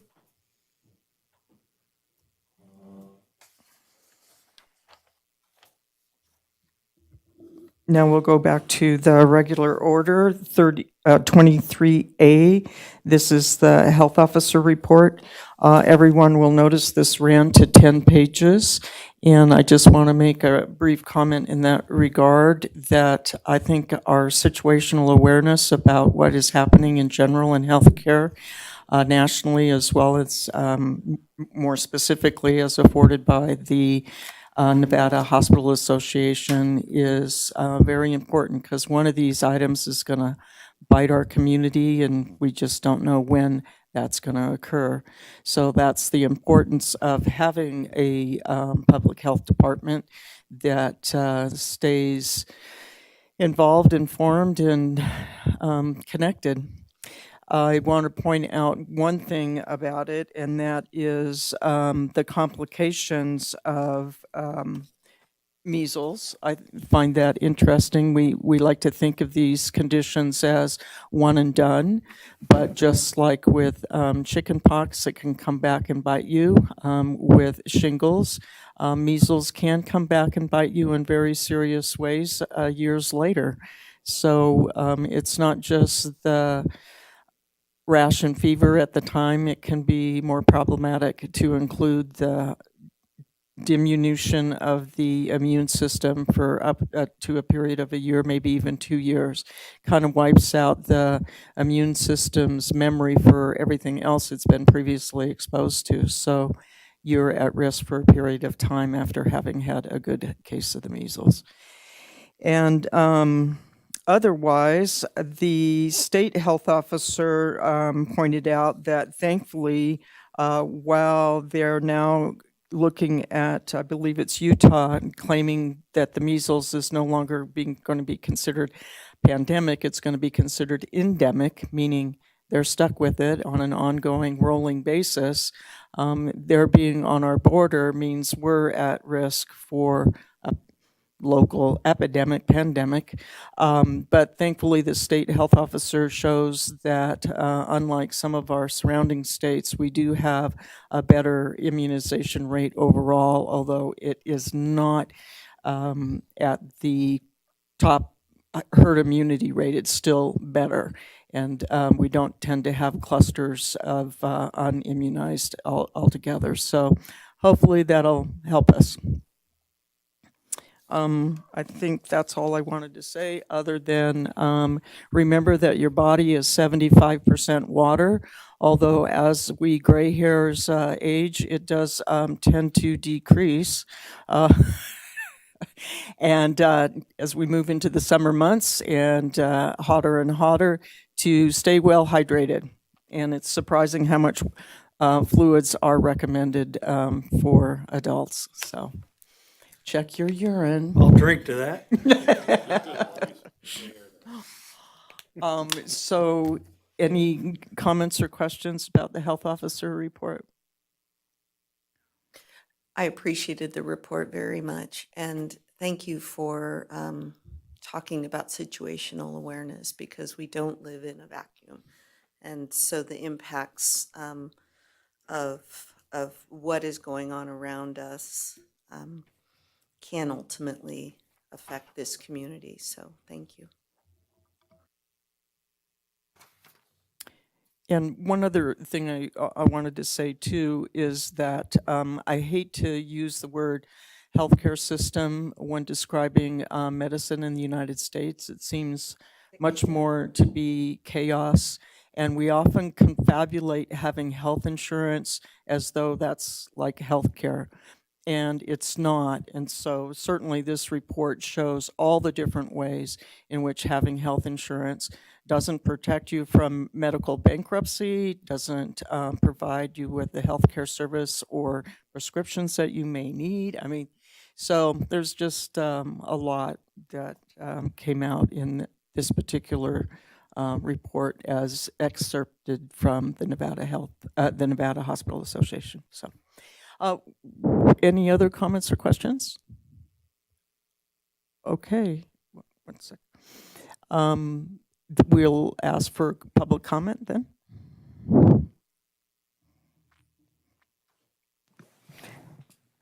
Thank you, Chair. Nice to have you here, Dr. Lyon. Denny French, Carson City. I'm not going to look at the clock. Somebody just yell at me. I appreciate the fact that I didn't get a chance to read the medical report. However, I do think, again, I'll just bring it up because everybody doesn't have access to information, is that ticks are still a big thing, big consideration. And then also with the e-bike situation, a lot more and more bicycling out. Please advise people you see on a bicycle that you know and care about and feel you can say anything to have a helmet on. The last thing you want to lose is your senses and your ability to communicate, which is already a struggle for me. So I'm going to start wearing a helmet as I walk at times. But the main thing is, I just want to thank the health community's efforts to keep us advised, and thank you. Thank you. Any other public comment? Okay. Do I have a motion to accept the health officer report? Second? Second. Okay. Motion first and second. And all those in favor of accepting the health officer report? Aye. Any opposed? Hearing none, the motion passes unanimously to accept the report. Moving on to 23B. This is for possible action discussion, and this is the report from Jeannie Freeman, the Director of Carson City Health and Human Services. Good morning, everyone. Jeannie Freeman for the record. With me today, I have Rachel Freshman. She is our epidemiologist, and she's going to be giving you some of the information that we have in the report this morning. So I always get excited when I get to start off by talking about some of the really positive things that have been happening in our department. I just wanted to take a moment. I know it was at a recent Board of Supervisors meeting where you all approved the agreement between UNR and Carson City Health and Human Services to be designated as an academic health department. I want you to hear from me how big of a win that is for us. And I really thank you so much for your support in that. That is something that we've been working on for about 3 years, and all of your conversations with me about what the benefits would be and what the challenges might be. I just really appreciate you giving me that dialogue and giving us that opportunity to do this. Workforce development, we had an opportunity to participate at the UNR's School of Public Health Intern Fair. And what we do is we actually take some of the jobs that we have within our agency and we create sort of mini job description sheets for them that they can see what are some of those entry-level opportunities that they might find in a local health department. It gives them an idea of what sort of trainings they might want to make sure that they're getting in place or how an internship can play into that. Also gives them an idea of what a salary range might look like. Puts maybe a little bit of reality in front of them as to what an entry-level position in public health might look like. But it gives them some things to also consider, like maybe I don't need to go straight into a master's program. Maybe this is something that I can look at some other training opportunities that would be available. It also highlights Carson City as a potential employer, which I think is another great opportunity for us to look at what we're doing with our workforce.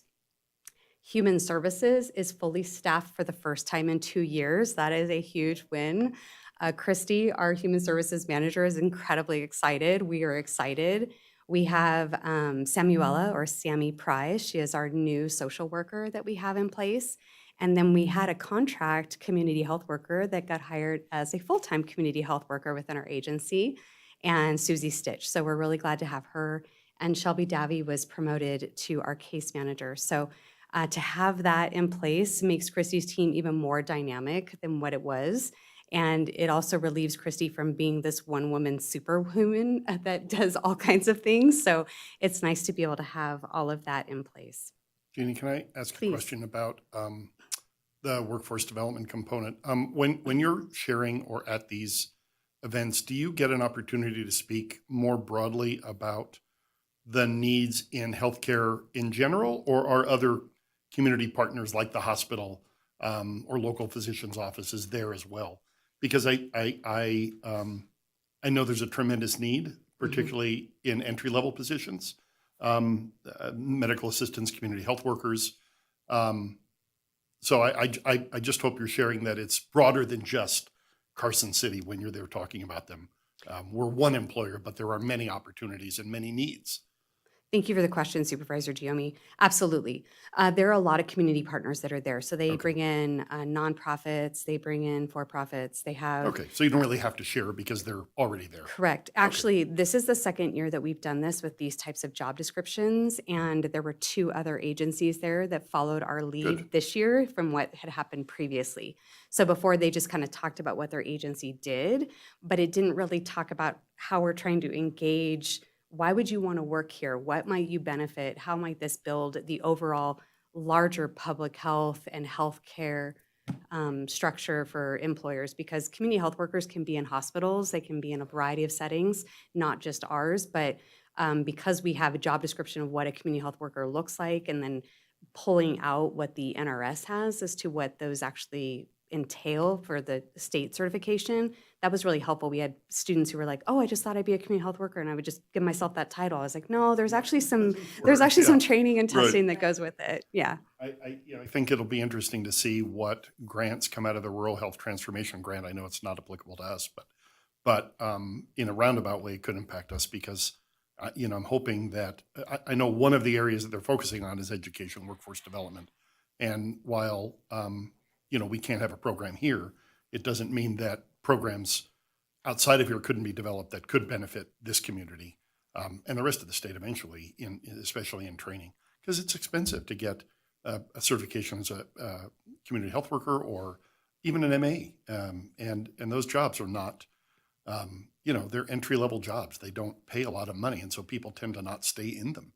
Yes. So hopefully the training that this Rural Health Transformation Grant is encouraging will bear fruit. I'm hopeful of that too. I know that it has been a challenge even for our agency in Carson to stay staffed because there are opportunities that open up. And one of the things that we talk about with our staff is we can understand the desire to be promoted. We can understand the desire to move beyond, but moving up too fast is like a tree that grows without a good root structure, and it tends to topple. And so you have to kind of think about your depth as well as you think about your promotion capabilities. You have an entire career to hit your peak, 6 or 7 years in, that's not going to suit you too well. I'm going to sound like an old man, but I think we need a reset in expectations because it's very apparent that people come into a job with the exact expectation that you said that I've got my training now, I'm a community health worker, and I'll work a couple of weeks and then I'll be in charge of this whole thing. Mm-hmm. And it really doesn't work that way. And there's people start down that path with a fundamental negative view already. It doesn't take, and so you can't survive in that environment. So I don't know what the answer is there. It's a societal issue that I don't think we're going to address, but every opportunity you get to have those conversations from professionals in the healthcare field has got to help. So thanks for that. You're welcome. We've also made some changes this year. Our environmental health leading our mosquito abatement. As we have in the report, we had already done our first treatment, and earlier this week we did our second treatment. So we've been successful. The drone is its own unique experience, but it has been positive because as we've had the construction increase within Carson and we've had the homes and multifamily units being built, this gives us better access where we don't have the helicopter having that. We do want to continue to encourage the public to please play your role in helping to prevent mosquitoes. So keeping that standing water out of your backyards and out of your gardens and so forth. And then wear your protection, wear your long sleeves, wear your bug spray and so forth. The bug spray will also help you if you've got the permethrin in it. You can have it protect you against the ticks as well, because there are ticks. These are natural parts of our community. And so we respect them by protecting ourselves. The environmental health branch of our agency has also been working on the voluntary FDA standards, and they actually submitted their documentation that they met the first standard, which was standard 7, and that prompted an audit. So Northern Nevada Public Health has actually been approved by the FDA on several of the standards for quite a long time. So they were brought in, they were asked to come in by the FDA and actually do an audit on our programming to verify that we were that. And they reported that we met the standard with shining, bright, beautiful colors, and which was a really nice thing. And that standard was really about the community relations. And I think what's really nice, that one of the things that Candace and her team have done is creating a newsletter that now goes out quarterly to the operators, and it has different topics associated with it. Everything from, again, how to make sure that you're keeping food safe. And you might think, well, they're doing this already. Well, we forget, we get lazy sometimes, and even that happens in our own homes. And so it's a reminder of what you would look for with pools and their cleanliness and so forth. So she's done a great thing with that.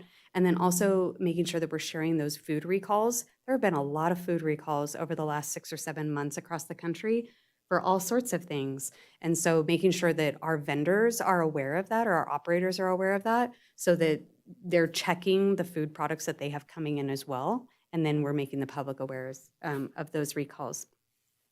So environmental health has been making some really good progress with that. And then they're working on their next area.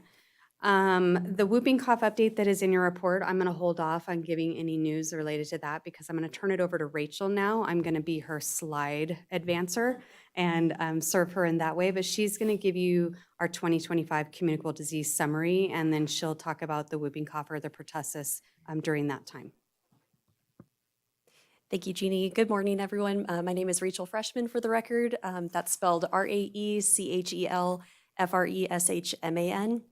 I'm the epidemiologist over at Carson City Health and Human Services. Thank you for the opportunity to allow me to come in and provide this overview of our epidemiology branch's activities in this last year for our communicable disease investigations. So to provide a brief overview, our branch investigated nearly 3,200 reports that we received of about 60 reportable illnesses. So approximately 2,700 of these were classified as confirmed or probable cases based off of national case definitions. So what this looks like is we gather information based off of lab results, symptoms, maybe epidemiology links. And so even though all of these reports that we receive they're not necessarily counted as cases, we still have staff going and calling providers, recommending testing, and then sometimes directly reaching out to patients before making that call and counting it as a case. I would also like to note that we are in the process of our annual data audit. So some of this data is preliminary, may change slightly based off of some delays in reporting as well. Next slide, please. So respiratory illnesses, these include influenza, COVID-19, and RSV. They continue to represent our overall largest disease burden in Carson City each year. Although these trends are typically reported separately as our respiratory seasons overlap calendar years, these illnesses require ongoing monitoring, and we do respond to these year-round as well. In 2025, our branch responded to 20 outbreaks, 19 of which were respiratory related. Figure 1 displays the breakdown of these outbreaks and shows that over half of these were associated with hand, foot, and mouth disease. This was primarily in school and childcare settings. We also investigated 5 cases of pertussis in 2025. This was an increase from 1 case in 2024, and we did have 1 outbreak that we investigated. This increase in pertussis reflects broader increases in activity observed across Nevada. To provide a little bit of an update of what this is looking like as of right now.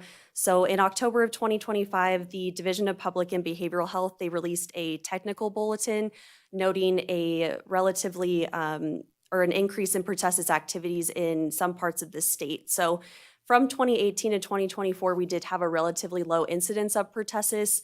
This was ranging from 0 to 2 cases reported annually. However, as I noted before, in 2025, we had that increase to 5 cases. As of right now, so at the time that we submitted this report, as of mid-April, we had 7 cases that were already reported in Carson City. Since then, most recently, we've had 3 additional cases, so our yearly total as of right now has doubled what we had totaled last year. So we have 10 cases Most of these cases have been identified in our school-age population. So what this looks like when we receive these cases, we are trying to take a lot more of a proactive response. We have created fact sheets and parent letters that go out to school nurses, and we recommend disseminating those to parents, just so they know that they can monitor the staff and students to see if they have any symptoms. What we found out, we've heard feedback from providers that actually parents are taking these fact sheets in with them when they go and seek care for their child if they do develop symptoms. So that's something that's on their radar. And I do believe that it's been increasing the amount of tests that we've been seeing, which is good. Ultimately, if we have more testing, we inevitably most likely will find more cases. But that way we have that information to be able to respond very quickly.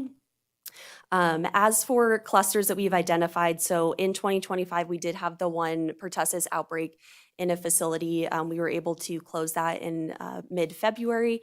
It takes a while for us to close outbreaks and clusters of pertussis. This illness has a long incubation period, so from the time that somebody's exposed to when they could develop symptoms, this could be upwards of 3 weeks. So to close an outbreak, we actually have to wait for 2 whole incubation periods to go by with no new cases. So this would be 42 days.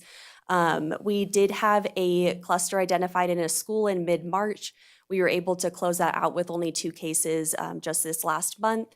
However, we did identify a new cluster a couple of weeks ago, and we are still monitoring that. So what this looks like also is we're doing routine check-ins weekly with school nurses to be able to monitor if we have anybody that's symptomatic.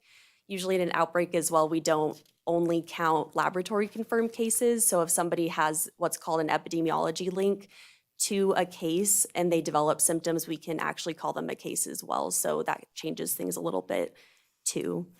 And just kind of overall, especially with our outbreaks, what this looks like is we have that rapid coordination with affected facilities, especially with vaccine preventable diseases such as pertussis. We're doing contact identification and then also implementation of infection prevention and control measures. For sexually transmitted infections, similarly to state and national trends, the 3 most common STIs that were reported in Carson City were chlamydia, gonorrhea, and syphilis. In 2025, we received 249 reports of confirmed STIs. This was a decrease from 266 in 2024. Figure 2 shows these trends from 2024 to 2025, where we observed a decrease in both chlamydia and gonorrhea, but we did see an increase observed in syphilis. The burden of STIs was highest among our adolescent and young adult group in 2025, where nearly 3 out of every 10 diagnoses were identified in this group, so that's our ages 19 to 24. During investigations, we work to provide education, partner services, and linkages to treatment to reduce barriers to care that individuals may be experiencing. Through efforts made by our branch and local providers, I am very excited to say that our data shows that 97% of diagnosed STIs in Carson City were appropriately treated in 2025, thus reducing complications of untreated infections and transmission in our broader community. I'm going to add something here a second. The board approved with some of our Senate Bill 118 and the public health funding from the governor for us to develop an STI campaign, and Supervisor Schutte sat on that group to help us do that. We just received the final products from the contractor this week, so we can anticipate seeing some fun materials come around the community to draw the attention about the importance of making sure that you're tested for STIs if you're having sex. Can you share those with us? Well, if you do the deed, go get the test. So yeah, we'll share them with you. Thank you. There's a comment to be made, but probably better just leave it alone. Shut up is good. It's really hard for me to shut up sometimes. Yeah. I think I will. Okay, our enteric illnesses, so when we're speaking about these are illnesses that primarily infect the gastrointestinal tract. These are commonly caused by various bacteria, viruses, parasites, all the different sorts of bugs. Common ways that these are transmitted to humans include through contaminated food or water, person-to-person spread, animal to human, or contact with contaminated surfaces. Last year, we investigated 31 cases of enteric illness, the majority being caused by Campylobacter and norovirus. During our investigation, we collect information regarding food products that individuals consume and recent activities to determine likely sources of infection, in addition to trying to provide recommendation to reduce the likelihood of reinfection in the future. This includes proper hand hygiene, safe food handling, safe water practices, and environmental hygiene. Figure 3 shows a breakdown of sources identified during investigation, where nearly 3 out of every 10 cases reported a foodborne exposure that may have caused their illness. This was followed by almost 2 out of every 10 noting a waterborne exposure, and 1 out of every 10 noting an animal exposure. In addition to responding to our laboratory-confirmed cases, our branch also acts as the intake point for foodborne illness complaints in Carson City and other counties in our surveillance area. This last year, we responded to 17 foodborne illness complaints from community members involving licensed Carson City establishments. Our process when we receive these complaints is obtaining a 3-day meal history, whether someone has sought care and gotten testing for their illness, and then whether they also went to a restaurant or an establishment with others, and if multiple people are sick, since we'd be worried about possible outbreak situations. We then share reports with our environmental health branch, and they ensure appropriate field follow-up is conducted when necessary. Including both our laboratory-confirmed cases and illness complaints, this information really helps us to create a more accurate picture of enteric illness in our community, and we're able to respond more quickly to possible outbreaks if those are suspected. Next slide. Looking at latent tuberculosis infection, so this is something that became reportable in the state of Nevada pretty recently in late 2023. This was part of a broader effort to reduce TB through expanded testing and treatment. This specific infection, the latent type, occurs when somebody is infected with tuberculosis bacteria, but they don't have symptoms necessarily and can't transmit this to other individuals. However, without treatment, this infection can progress to active disease.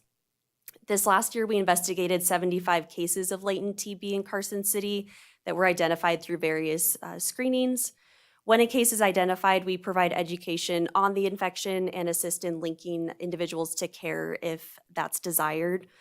Among those that were successfully contacted, over 4 out of every 10 did initiate treatment.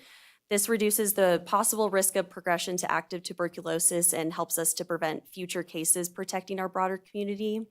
And I did want to say that it was kind of brought to our concern about, possibly when somebody does initiate treatment, this can be very hard on their body. And so sometimes individuals are not able to complete that course of treatment. We have updated our protocols to ensure that we are following up with patients, whether that's 3 months, 6 months after the medication was prescribed, to see if they did in fact complete that, just in case if we did need to have that data, because there's always concerns of possible antimicrobial resistance when you have these different bacterial infections and things like that. I did want to highlight a special notable response activity. This crossed a couple of our branches, and we also got to work with some federal partners on this. So we were notified last year of a yellow fever case due to international travel. This was in our surveillance area. Yellow fever is not endemic to our area. We do not have the climate in this country, in this area, to support the mosquito population. They really like the moist, humid, tropical environment. So usually when we see these cases, it's due to travel. So when we identified this, we were contacted by federal partners. Testing for yellow fever is pretty limited. It is a pretty rare condition. And so we worked with our clinical services branch and the patient to obtain a serum donation, which has the goal of possibly being used to develop new diagnostic tools to respond and detect cases faster in the future. So this was a really neat opportunity that we got to work on. And that concludes the information that I have to go over. Thank you again for the opportunity to present, and I'm happy to answer any questions. So I have several comments. To start with, on pertussis, whooping cough, just know that your grandkids will give this to you, and it's not pleasant. It's a prolonged cough. It can cause you to crack your own ribs from the coughing. And it can go on easily 6 weeks, just this dry hacking cough. So do get updated on your Tdap. That's your tetanus, pertussis, tetanus, diphtheria, acellular pertussis. So that's recommended every 10 years that you get boosted for that, because pertussis does, the immunity to it does wane. And so we revaccinate kids around middle school age to help suppress it from spreading in the community. And then in regards to, I forget, brain infarct. I'll open it for other questions or comments. Okay. On the TB is to know approximately 10% of latent TB cases will subsequently go on to develop active TB. And one of the things that we've also instituted for those 6 out of 10 who decline to have treatment is that we give them a patient information level about, you need to think about this again if.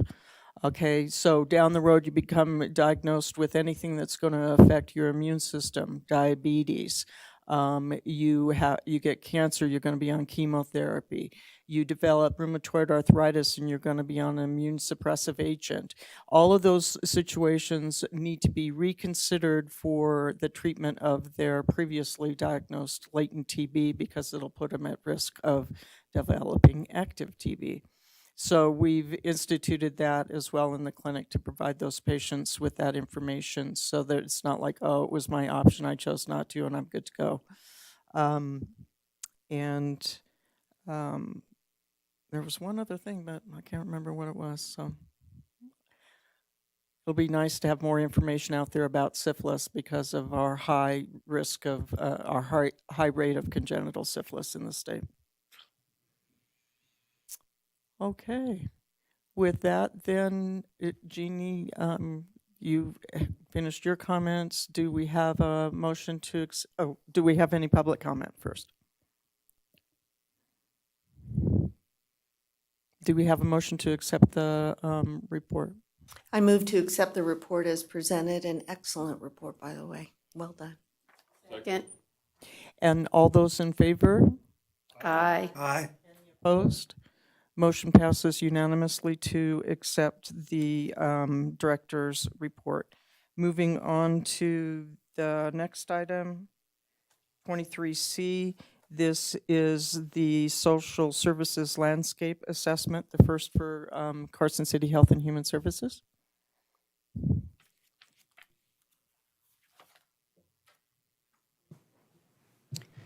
Good morning, everyone. Jeannie Freeman, Director for Carson City Health and Human Services for the record. We put this forward to you at the last Board of Supervisors meeting to give you just a little bit of context about what we have preliminarily found. I've asked our data analyst, Rachel Hickman, who has really led this effort, to come and give you a more robust report about what we have for you today. So this is our discussion-only item for you. And I will be, again, progressing her slides for her.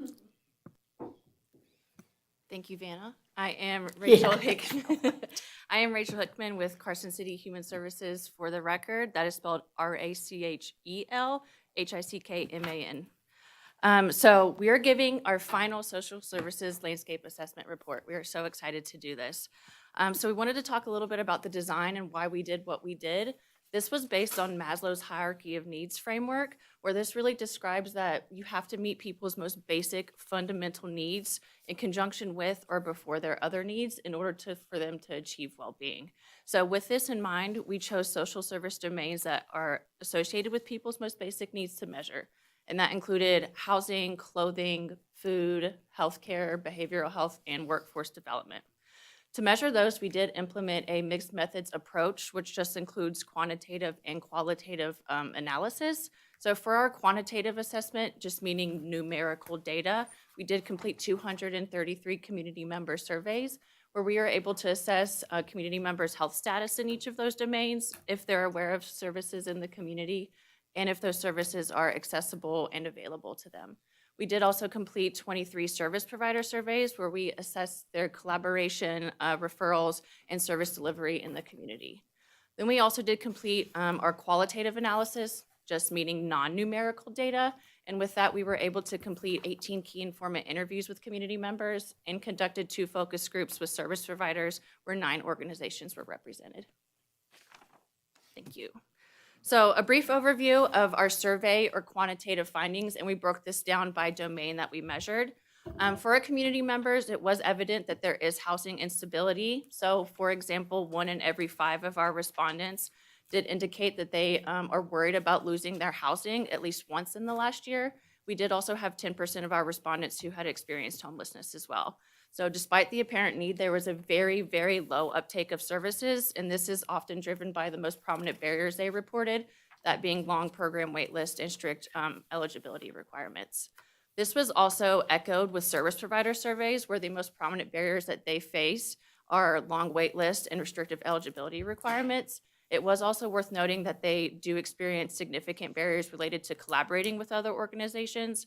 They did also note that the lack of affordable and available housing units also inhibits their ability to provide services to their clients. For the healthcare domain, there were 2 main challenges that our community members did identify. The first being related to financial barriers. Many of our community respondents did note that they struggle with paying for healthcare services regardless of their insurance status. So that sort of mimics the sentiment that Dr. Lyons was mentioning earlier.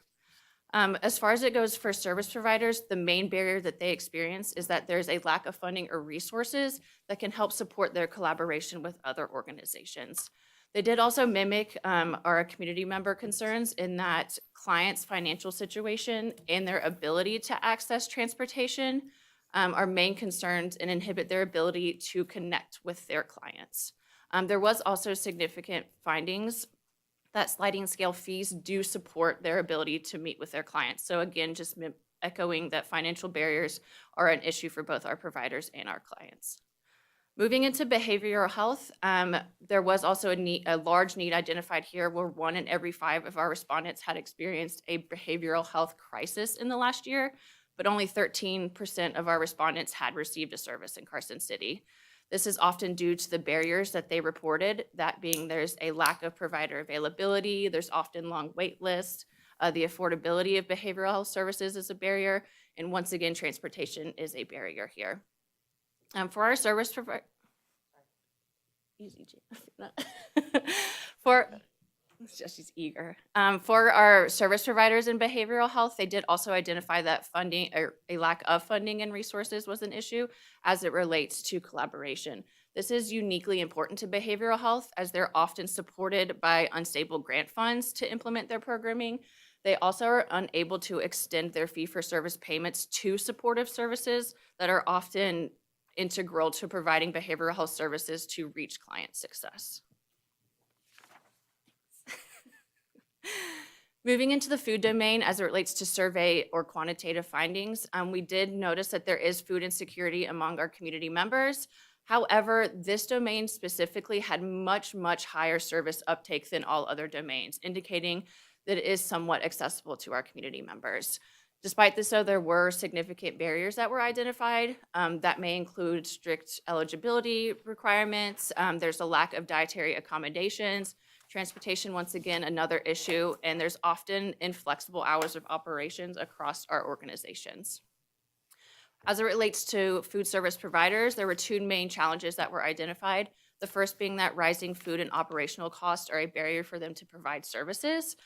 Also, they did note that transportation barriers that clients experience inhibit them from connecting with their clients. So this may look like transportation can often be untimely, it might be unavailable, or transportation even has inflexible operating hours. They did also note that there's a greater need for mobile and home delivery services in Carson. And with food, there was a significant finding for supports where they noted that volunteers and donations are a massive support to help them deliver their services. As it relates to workforce development, the main concern for our community members was job quality. 30% of our respondents did state that their current job does not meet their needs, and this is mostly due to low pay. So despite this, only 3.5% of our respondents had used a workforce development service in Carson City. This is likely due to the barriers that they reported, being that their personal schedules conflict with the scheduling of workforce development programs, transportation, restrictive eligibility requirements, which may include extensive background checks. For our service providers, the main concern they had is that there's a lack of resources, specifically noting that funding and staff time is inhibiting their ability to collaborate with other organizations, specifically organizations that provide supportive services. And in alignment with that, documentation assistance was a significant support, which is again just an example of a supportive service. And with clothing, there were no significant findings in either the community member or the service provider report that indicated there's really any need for change or modification because the gaps are not significant in Carson. For our qualitative findings, we did this a little bit different. We will include the domain-specific qualitative or interview and focus group findings into our next slide. However, there were some main themes and patterns that were identified that were shared across every domain that really need to be considered with any actionable plans or program modifications that are implemented in response to this assessment. So the first of that is being that there's a need to strengthen the informal processes and networks that are in place currently into more structured formal networks. So what that means specifically for community members, they did note that our lived experience staff, so people like peer support specialists, street outreach workers, those who share their same experiences, are often the most effective and trusted first point of contact with Carson City's social service system. And through this informal interaction, they're able to connect them to the broader social service system and get them with the service provider to meet their needs better. Service providers specifically also mentioned working in an informal network where often we have these relationships one-on-one with our trusted organizations, and then they conduct referrals and resource navigation on a case-by-case reactive basis. So both of these informal networks are really based on trust, which is fantastic. We have that in our community, but at the service provider level, they reported that it often leads to inefficiencies. This was described as sending clients on wild goose chases verbatim, where maybe it's as simple as duplicating paperwork at each organization they touch, or maybe they're falling through the cracks of our system and never receiving the help that they need, which breaks that trust. So they described needing a more formal structure, with the examples that they provided being sharing intake forms, sharing releases of information, and having a shared case management system, all of which should help make the referral and resource navigation process much more smoother. Data can be consistent, and they can better measure the impacts of all of these efforts. And then the second main theme that we found was that there are unrealized or unmet expectations as it relates to our community members and our service providers. And what that means for community members is that when they're going to access our social service system, they're not met with the basic compassion and dignity that they're expecting, and they describe this as feeling policed or demoralized when they're trying to access services. They also did define that what's often available doesn't suit their needs, and this may be because the service is just outright not available to them. They may experience, again, transportation and eligibility requirement barriers, and then often they experience language and literacy barriers.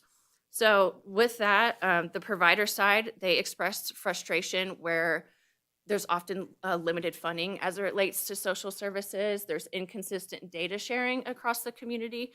And expanding on that, there's often poor collaboration in the community-wide social service system. So altogether, makes it a lot harder for them to deliver the level of service that they want to deliver, therefore not meeting their expectations. All right, so what do these findings suggest? We broke it down by each domain based on the data on what could be implemented as a result of the gaps.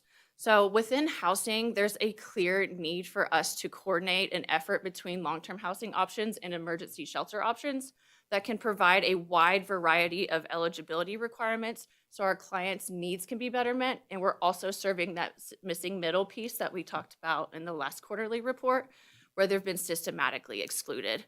This has been defined by providers as implementing more long-term housing options in conjunction with a well-planned 24-hour emergency shelter.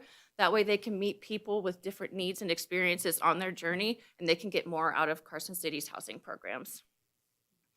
For healthcare, this looks like addressing financial barriers with sliding scale fees. Again, those should be implemented across all providers. When we talk about the transportation barriers that they experience, there should be a coordinated effort that's supported with funding and resources between healthcare providers and existing transportation organizations.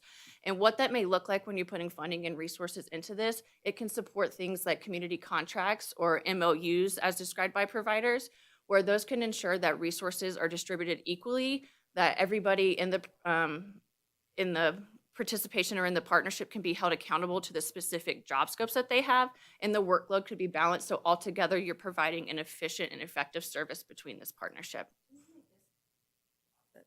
I know that during the conversations that we were having with the community health plan, talking about even scheduling, having the medical providers schedule in such a way that several patients, if they're needing transportation assistance, can come at once to make transportation available. And so I appreciated the creative thinking that goes into problem solving. So Thank you. Yes, it was exciting writing this with some insight into that planning process and seeing, oh my gosh, they're meeting or trying to meet a need already. So that's cool. That was cool to think while writing this. Moving into behavioral health suggestions based on our findings, funding and resources need to be put towards integrating cross-sector or supportive services into behavioral health services. There was a study completed that showed that behavioral health organizations that implement this type of framework were actually 4 times more likely to deliver a timely service than all other organizations who didn't use this type of framework. So if we can put resources and funding towards this, whatever that may look like for Carson City, we may be able to deliver more timely services, thus addressing the issues around provider availability and long wait lists. That may also afford our behavioral health providers, since they're seeing more clients, to implement sliding scale fees for their clients. Oh, sorry. Moving into food, again, there was a lot more service uptake in this, so we identified that those experiencing acute food insecurity are actually able to access services. So it's our more vulnerable clients who are not able to get food services. So with that, there needs to be a coordinated community-wide effort for food where we can diversify food options and some eligibility requirements. Some things that were noted in the assessment that could happen is we could reduce the limitations on the number of times that clients can receive food services, but this also may look like considering those with dental issues. Are they able to eat the food options? Do they have the skill set or the equipment to cook current food options, or can they even store the food that's available? And with this coordinated effort to address the significant transportation barriers as it relates to food services, that coordinated effort should really look at diversifying options that are most accessible by public transportation. So making sure that the most options available to clients are along those existing routes. Workforce development, the main finding here, again, is supportive services need to be implemented into here so that we can create better access for our clients.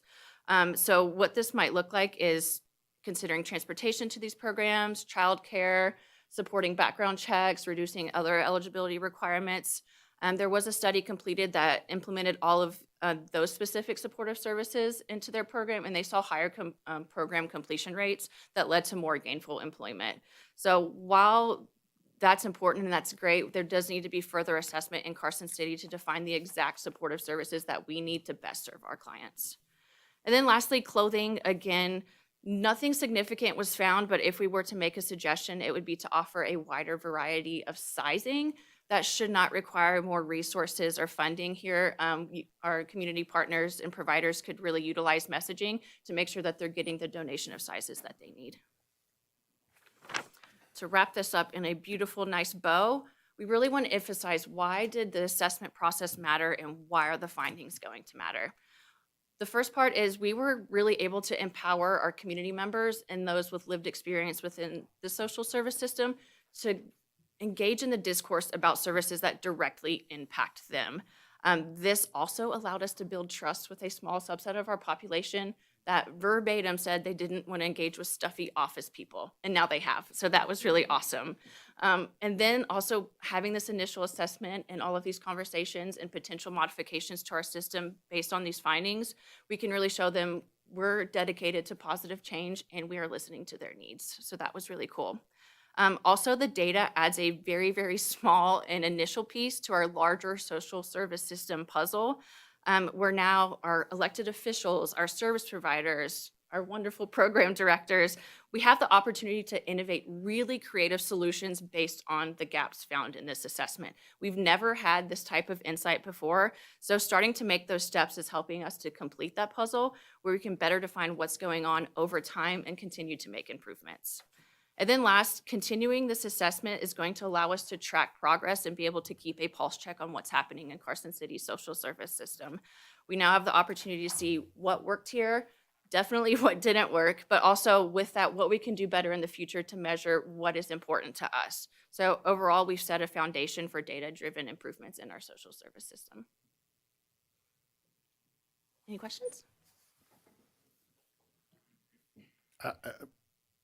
Impressive undertaking, and really appreciate the response. I mean, this was, I think, has been needed for a long time, and it sounds like the interaction in and of itself, irrespective of what data you collected, is going to be beneficial as well, which kind of is the point. So thank you.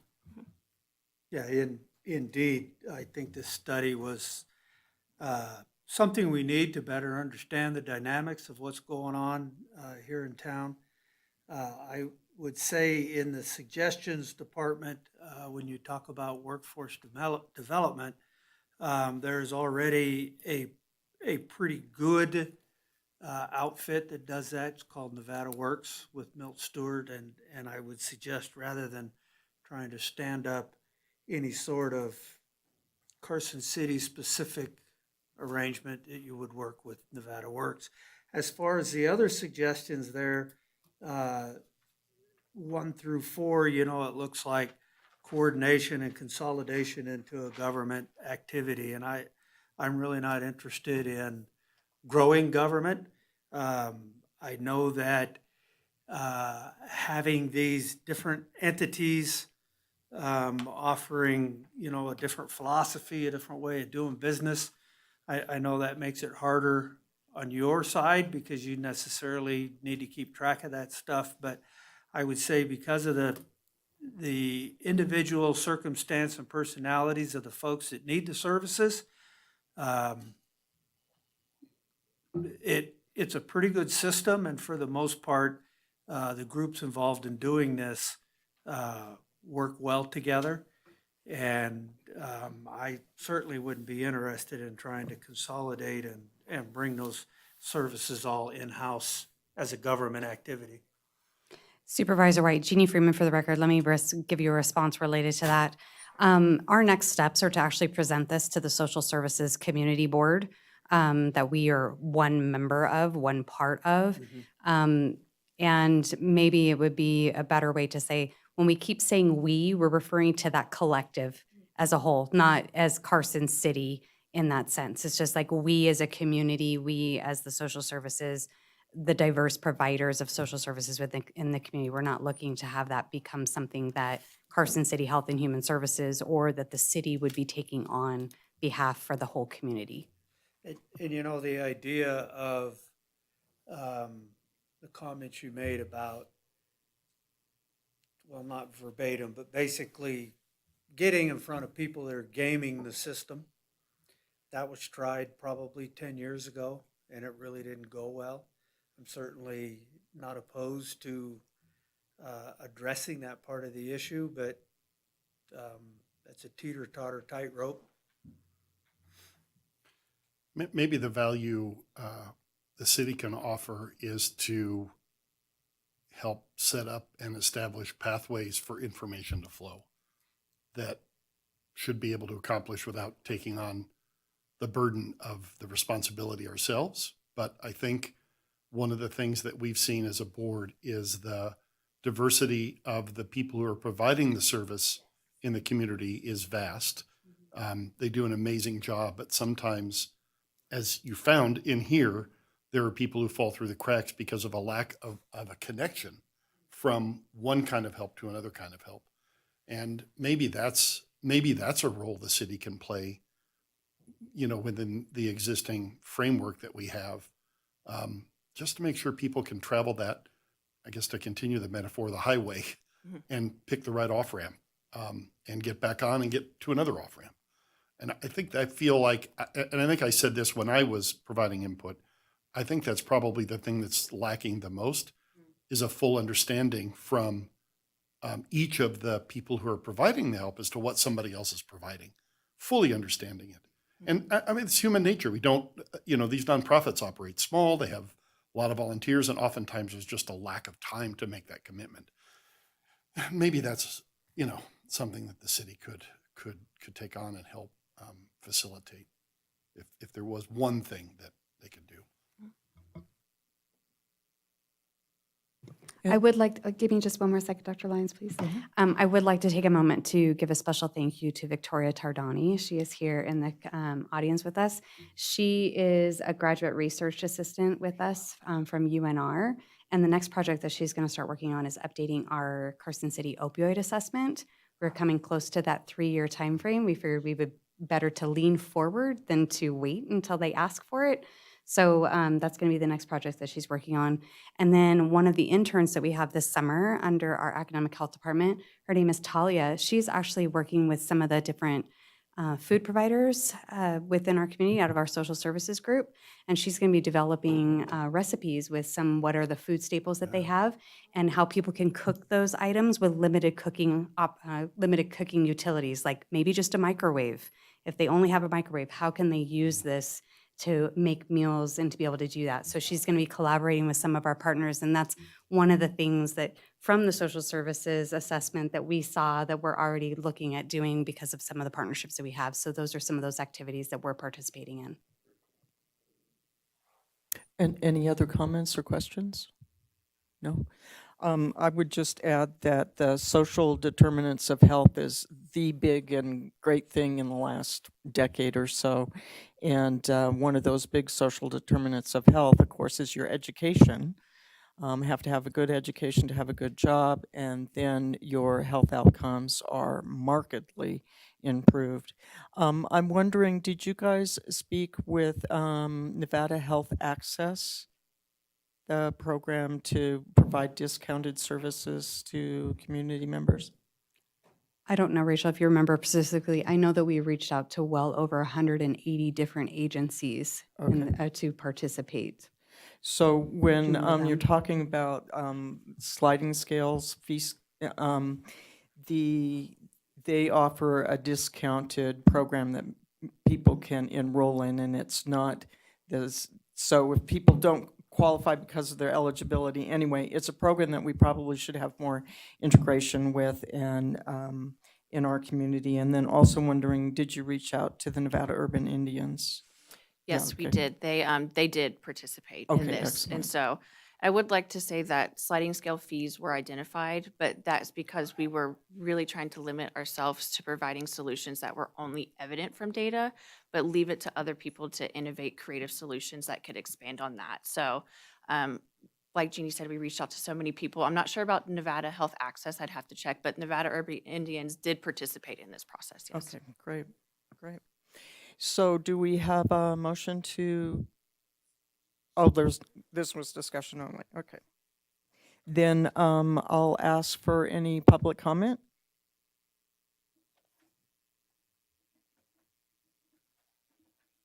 No public comment? Then I will close out this meeting of the Board of Health for June 4th.